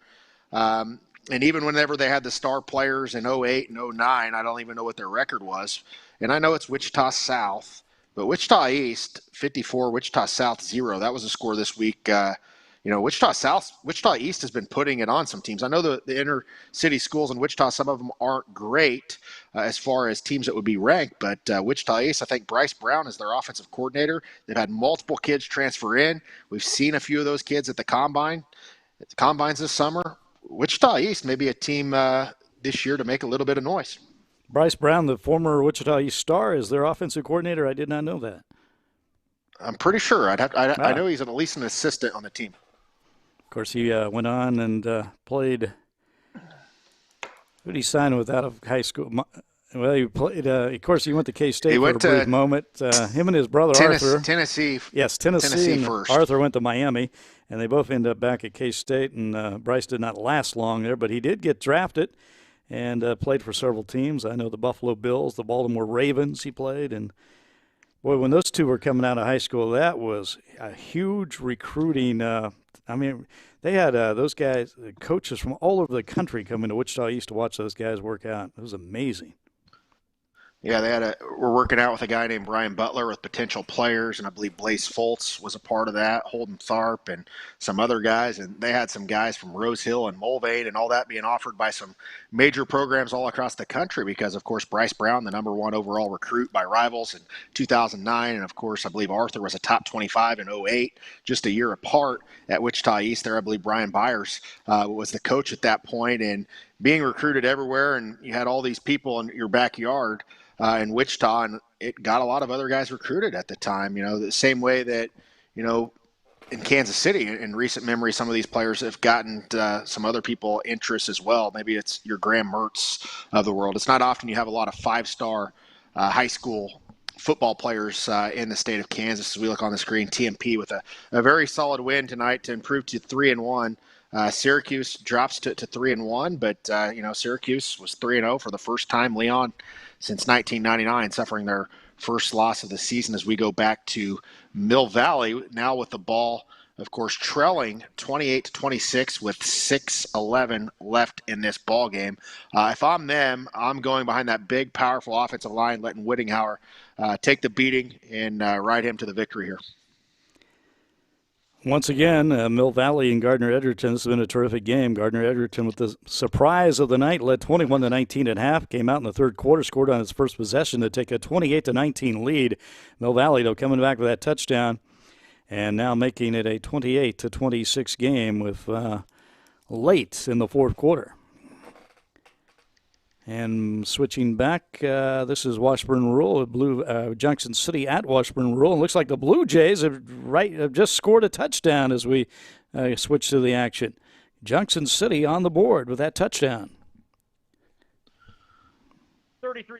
In Junction City, a lot of weapons out of their backfield, as well as their quarterback, Andrew Corey, Marcelo Bussey at the receiver, Russell Wilkie. A lot of really good players on this Junction City team that saw a lot of reps 1 year ago. Even Russell Wilkie, 4-year starter for this Blue Jay team for head coach Randall Zimmerman. Let's check in with this game. Washburn Rural at home against Junction City. Junction City just scored. Coming for Aiden Field. He spins it up and inside the left upright. Good. With the extra point. Junction City 34. Washburn Rural 24, 2:46 to go. And, Greg, we mentioned it. You could hold Junction City there to a field goal and still have a... There you go. Junction City now out to a 10-point advantage. That game in the fourth quarter at Washburn Rural. So kind of an impressive night for Junction City. That game was close all the way, and they were trailing at one point. But Blue Jays now up 34-24. Yeah, and one of the teams I really like, I had Junction City in my top 10 in all classes this week. They play a pretty tough schedule overall. We saw them with Carroll earlier this season in that game. But, you know, a lot of teams across the state, it could even go 15, 20 deep. Some teams that are all contenders in that 6A, 5A. 5A, I feel like, is even deeper this year than Class 6A. Of course, on your screen right now, white team Gardner Edgerton, they are in Class 6A. And, of course, the defending state champion in your all-navy blue here at home, Mill Valley, who's won 3 state titles. Their favorite place is Pittsburgh, Kansas, because they've won 3 state titles there since 15, as Mikey Pauley goes to the end zone there for Blue Valley Northwest to extend the lead. The Nebraska baseball commit, also big-time football player this year for the Huskies. And back to action in Mill Valley. Gardner Edgerton with the football, and the Blazers trying to keep that clock running as they lead 28-25 late in the fourth quarter. 5:16 clock running left in this game. And Blue Valley Northwest now up, with the extra point, will go up 40-17. Impressive night for Clint Ryder and his Huskies. Again, though, the first scoring in the second half in that game. Yeah, I mean, we talk about improvements from one year to the next, and it's so hard to judge high school kids because you just don't know.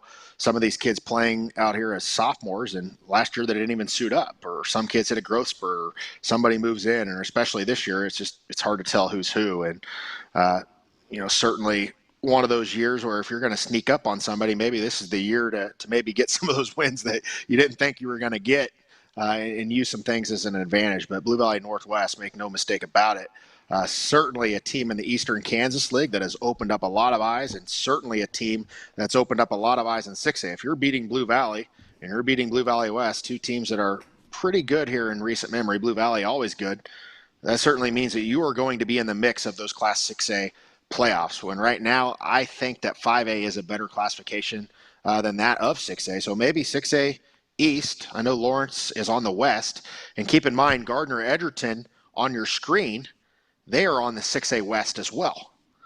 So how weird is that? Leon, how far is Gardner Edgerton from Missouri?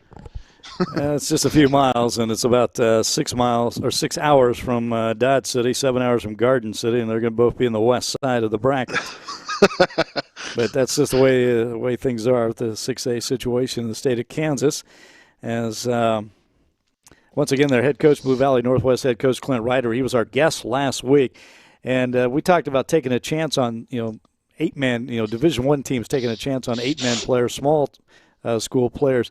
Blue Valley Northwest kind of took a chance on a small school coach to hire Clint Ryder out of Heston and making that adjustment from up to 6A and going to the Kansas City area. And he's done a nice job adjusting to that, obviously, as now Mill Valley and Gardner Edgerton, Blazers still with the football, trying to run out the clock here a little bit as they lead 28-26.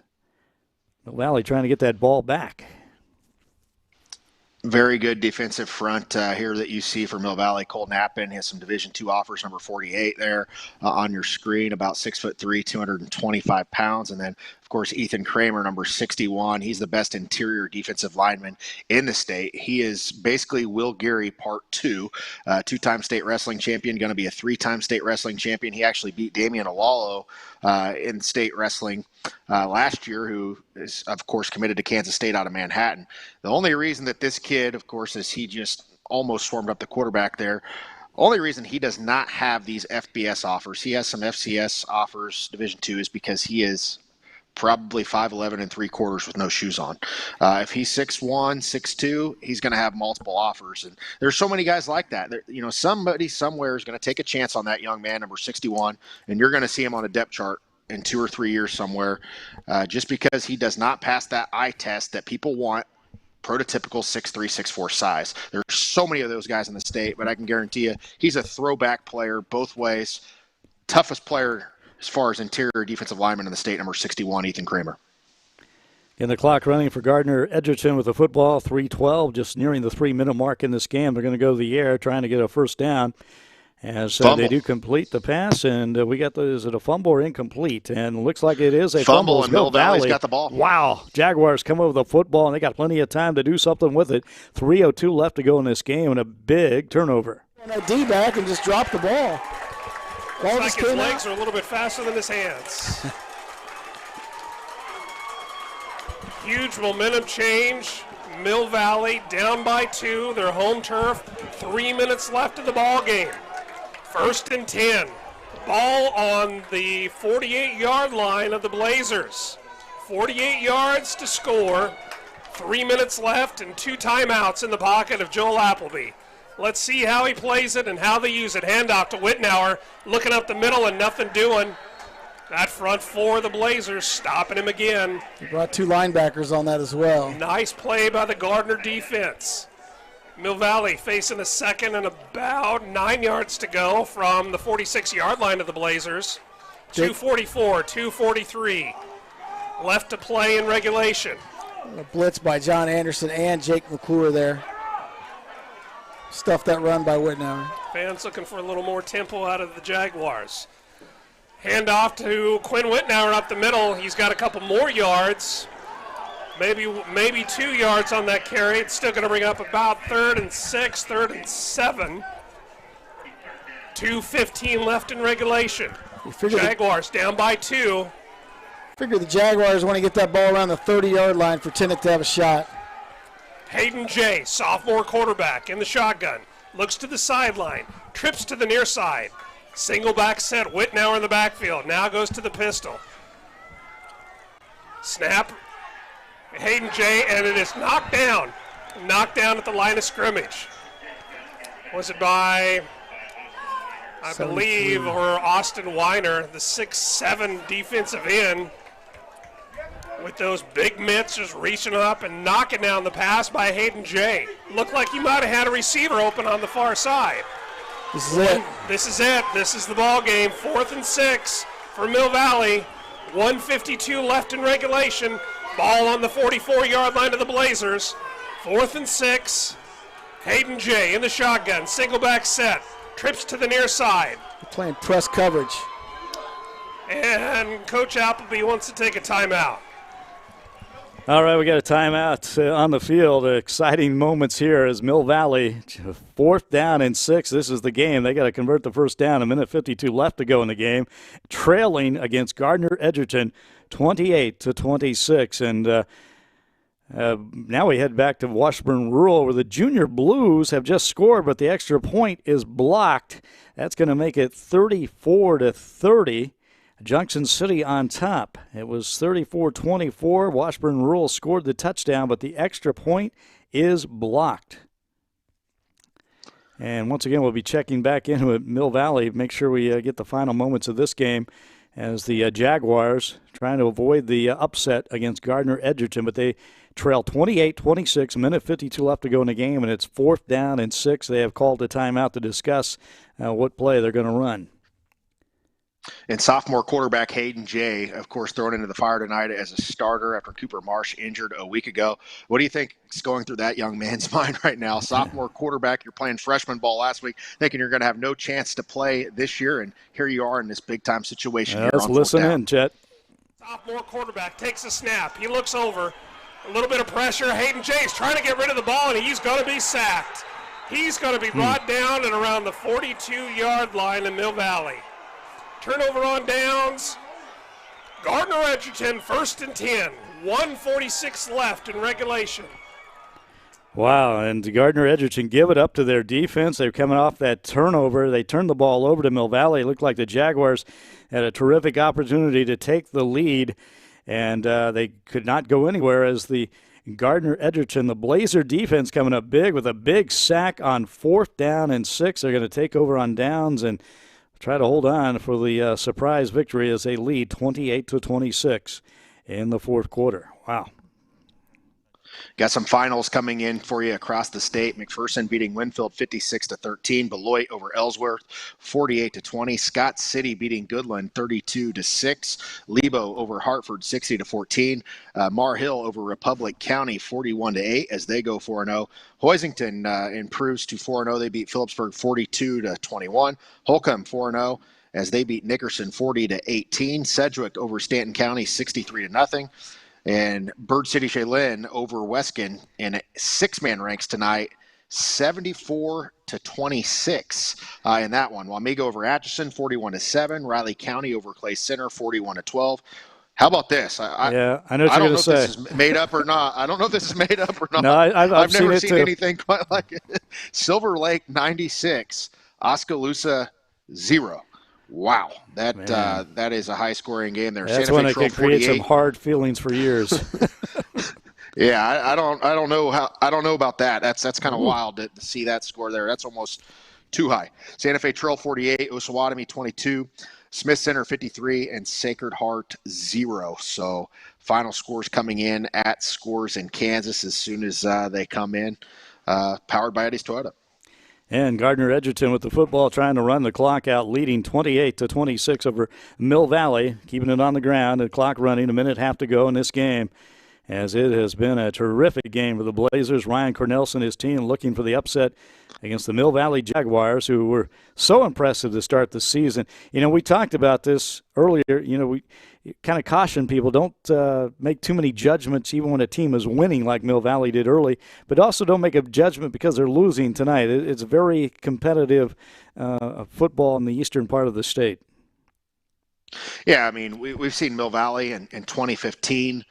They won state. They had a loss that year, but the very next year they weren't rated very high. And of course, they had lost 4 times in their league that year, and they won a state title in Class 5A. That's because you have Aquinas. That's because you have Miege, Blue Valley North, Blue Valley.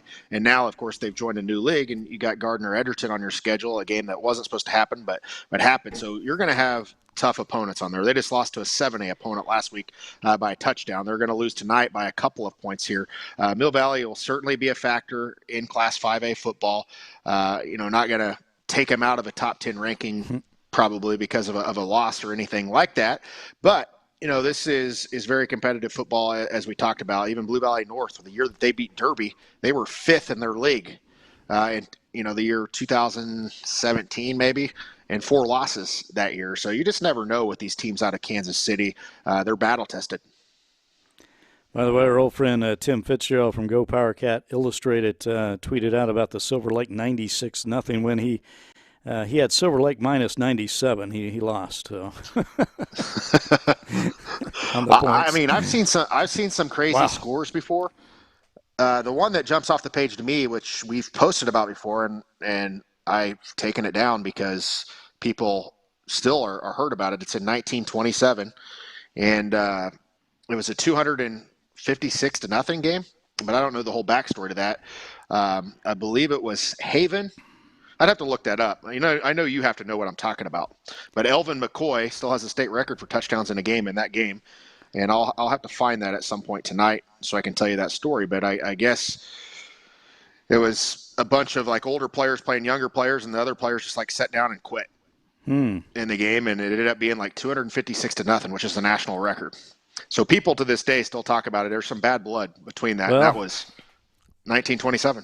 Out in my part of the state, out near Dodge City, I think it was 1968 or 69, Buckland beat Ford by a score of, I think, 90-something-0. Maybe 98-0. Ford High School was kind of on its last legs as a school, and I've always been told that they tried not to run up the score, but it just happened, and there was some bad blood for a long time between – those towns are very near – fathers told their daughters, "You can't date anybody from Buckland anymore." It was not good. It was not good. And you bring that up to people from Ford today, they cringe a little bit. Those memories last, and that's interesting. But 96-0 Silver Lake tonight over Oskaloosa. In case you're wondering why we're bringing up these scores from long ago. National record is November 16th, 1927. The final, Haven, 256, Sylvia, 0. Wow. The Wildcats scored 38 touchdowns and kicked 28 extra points. They scored every time they touched a ball, which was often. They had help from the Sylvia coach, it says. 5 times he exercised the option of having his team kick off after Haven have scored. Each time the kickoffs were returned for touchdowns. So I don't know what all went into that. There's an article by the Kansas City Star that's in the archives of Seattle Times, and there's an 82-year-old man that they interviewed in that was that 256-0 game that year. Their closest game that year was 27-0, and they outscored 7 other opponents that year, 323-0. Haven's Elvin McCoy, a running back and kicker, remains the most prolific scorer of all time. He had 90 points, 13 touchdowns, and 12 extra points in that football game. I honestly didn't know that story. I did not. Wow. Haven over Sylvia. Yeah, I'd like to. That's something to dig up and do a TV story about and talk to some of the people who were around then are probably not around anymore, but I'm sure their ancestors have stories to tell. And, yeah, as we mentioned, those kind of games can create some hard feelings over the years, no doubt about it. Man. Again, watching here is Mill Valley and Gardner Edgerton. Gardner Edgerton trying to hold on to win here as they are up 28-26. That's 7 seconds left on the clock, I believe, as there's a timeout on the field. And this would be, Chet, the surprise of the night in your mind? Yeah, I think it's certainly one of those. I mean, obviously you lose your starting quarterback, you think things are going to change a little bit, but this is a team that, of course, won a state title a year ago. And of course, competed with the number 2 overall ranked team in all classes of Arkansas last week and really could have beat them, but throw an interception in the end zone late in that game.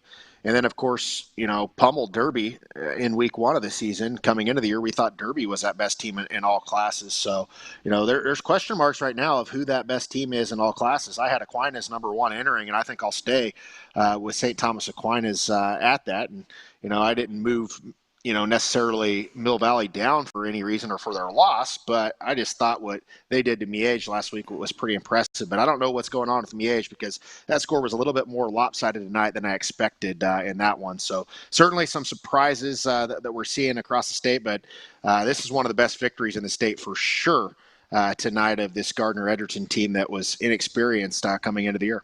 And it looks like we have perhaps a timeout on the field. Again, only 7 seconds left. Gardner-Edgerton with the football. Just trying to run out the clock here. Here's a score of interest, I think. Hutchinson has defeated Newton 54-42. The Salthawks now 4-0 for the first time since 2009. Yeah, they've obviously had a great run under Randy Dreiling, maybe the best run as far as coming from that losing streak to going to where they were. And then, of course, he left, 7 years ago or so, and of course Cornelson took over there, and he had them rolling as well. And the Middleton kid, state runner-up one year, then he comes to Gardner-Edgerton, and they played a lot of young guys the last couple of years, and they weren't very good. Well, now all of a sudden, those young guys that they played as sophomores are seniors. Alec McQuan is one of those guys, over 500 yards entering tonight. A lot of guys up front that have played a lot of games is looking on your screen. I don't know what just happened, but Mill Valley somehow is still going on the screen, and with the ball back, this is insane. Yeah, they're Flags trying on to the field. Trying to do the old Cal Stanford play here, where you just lateral the ball back, and that is your ball game, I do believe. As yes, Gardner-Edgerton will hold on, but we'll see what the penalties are all about. Let's check in here and see what's going on. No time left on the clock. Gardner-Edgerton up by 2. And it looks like block in the back. You were correct, David Smith, and that's going to do it. That's our ball game. Gardner-Edgerton coming in to Shawnee, Kansas, and defeating the Jaguars on their home turf with a final score. Gardner-Edgerton 28, Mill Valley 26. That's it. That says the story Wow. right there. How about that? The big surprise of the night is Gardner-Edgerton defeats Mill Valley 28-26. Congratulations to Ryan Cornelson, who comes up with a huge victory. And again, when we talked about his old school, Hutchinson 4-0, but Ryan Cornelson tonight with a big victory at his new school, the Blazers of Gardner-Edgerton, over the Mill Valley Jaguars. Yeah, in a game that wasn't even supposed to happen tonight. Mm-hmm. So a lot of these games we've been talking about, Mill Valley was supposed to play Lawrence tonight. So even if you didn't get this game against Gardner-Edgerton, you had Lawrence, who is a high-power offense, of course, by Kansas coaching legend Steve Rampy, formerly Blue Valley, and the Pitt State offensive coordinator, and Devin Neal, the state's likely top recruit this year. So you didn't have them. Instead, you got this game, and it's crazy because, a few weeks ago they were looking for a week 4 game tonight. Gardner-Edgerton couldn't find one. Well, they end up getting this game, and that's going to be one of their key victories this year to maybe propel that team. Another game that we looked at a lot tonight was that Blue Valley Northwest game. Are they a team to look at this year as well? The comeback by Hoisington tonight was another game that we looked at as well. And, of course, Junction City and their comeback tonight, that was a nice one as well. And the 8-man ranks, I think you got to look out for Leota, Wichita County, specifically on the western side of the state, because that was a great victory over a pretty darn good Hodgman County team tonight as well. So also awesome to see, some of these programs that haven't had a lot of success have some success this year as well, and district play kicking off across the state of Kansas as well, as we kind of figure out more and more about teams week by week. But Leon, this is one of those years that I truly don't even know if we're going to know that much about a team heading into a state championship just because of all the unknowns this year. Yeah, because so many different levels of competition each teams are playing, and some teams it's week to week. You don't even know who they're playing or if they're going to play next Friday night, and hopefully we'll get things back on a regular schedule. But again, we did have football across the state of Kansas tonight. It was great to have week number 4 pretty much in the books. But Chet, again, sports in Kansas, and I want to ask you, I was going to ask you earlier, but you had another busy week. You were traveling way out in the southwest part of the state of Kansas, and again, you go on the tour to talk about social media? Yeah, and it really has nothing to do with sports. It's a tour called Think Before You Post, The Power of Social Media. Basically, kids do a lot of stupid stuff on their phones this day and age. They're on those 24/7, and basically we tell them some disaster stories of some bad things that have happened on some phones and scholarships being taken away, and how really one post could change your life, a viral post, whatever it happens to be. So we speak to a lot of high schools, do that, enjoy being out there, usually do about a 60 to 90 minute presentation depending on the school that we're at. Don't worry, we're social distance, we're there in mass, not interacting, shaking hands with students or anything, far away from everybody, and it's really awesome getting to interact with the kids, the administrators, the students, and thinking before they post, before maybe they ruin their life or something like that by posting something they shouldn't have, or following something they shouldn't have, or getting involved in something they shouldn't have. So social media is a real thing this day and age. Obviously, my business created off of it, so love being out there interacting. I'll be on tour again next week. I think I'll have 11 high schools across western Kansas next week. I had 2 last week, and you know where this is at, but I'm from southeast Kansas. I'm from Mulberry, Kansas, and went to Frontenac High School. And last week, and I've been there multiple times, I was in Elkhart, Kansas. So for me to put this in perspective, it was a little bit weird. I am 8 miles from the Colorado border. I'm 1 mile from the Oklahoma border. I'm in Kansas, and I'm 65 miles away from New Mexico and 65 miles away from Texas, all still while being in Kansas. It sounds made up, but that's where I was at. It is amazing. You'll be all over the state again next week, and always keeping us up to date on what's going on in high school football and high school sports across the Sunflower State.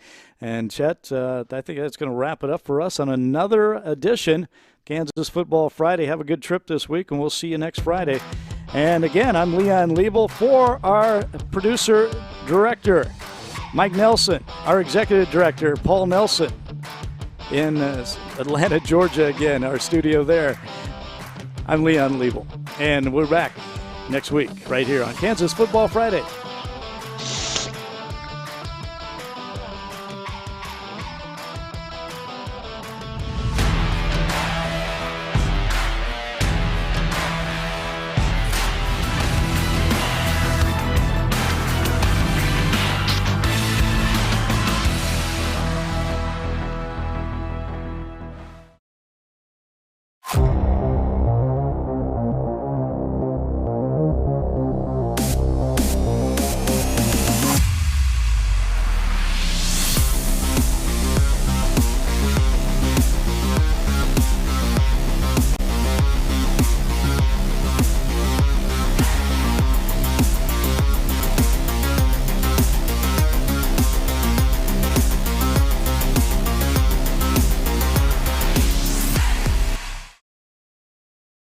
At Lewis Automotive Group, our pre-owned inventory is dwindling. With no auctions, it's been difficult to replenish our stock. So we're offering big money for your trade. In most cases, we can get you into a newer vehicle with fewer miles with no change to your payment. Have a vehicle you just don't use? We want to buy that too. So we're offering free appraisals. Stop into any Lewis location and trade in and trade up. Or get cash money for your car or truck during our pre-owned buyback event at Lewis Automotive Group, Dodge City, Garden City, Liberal, and Hayes.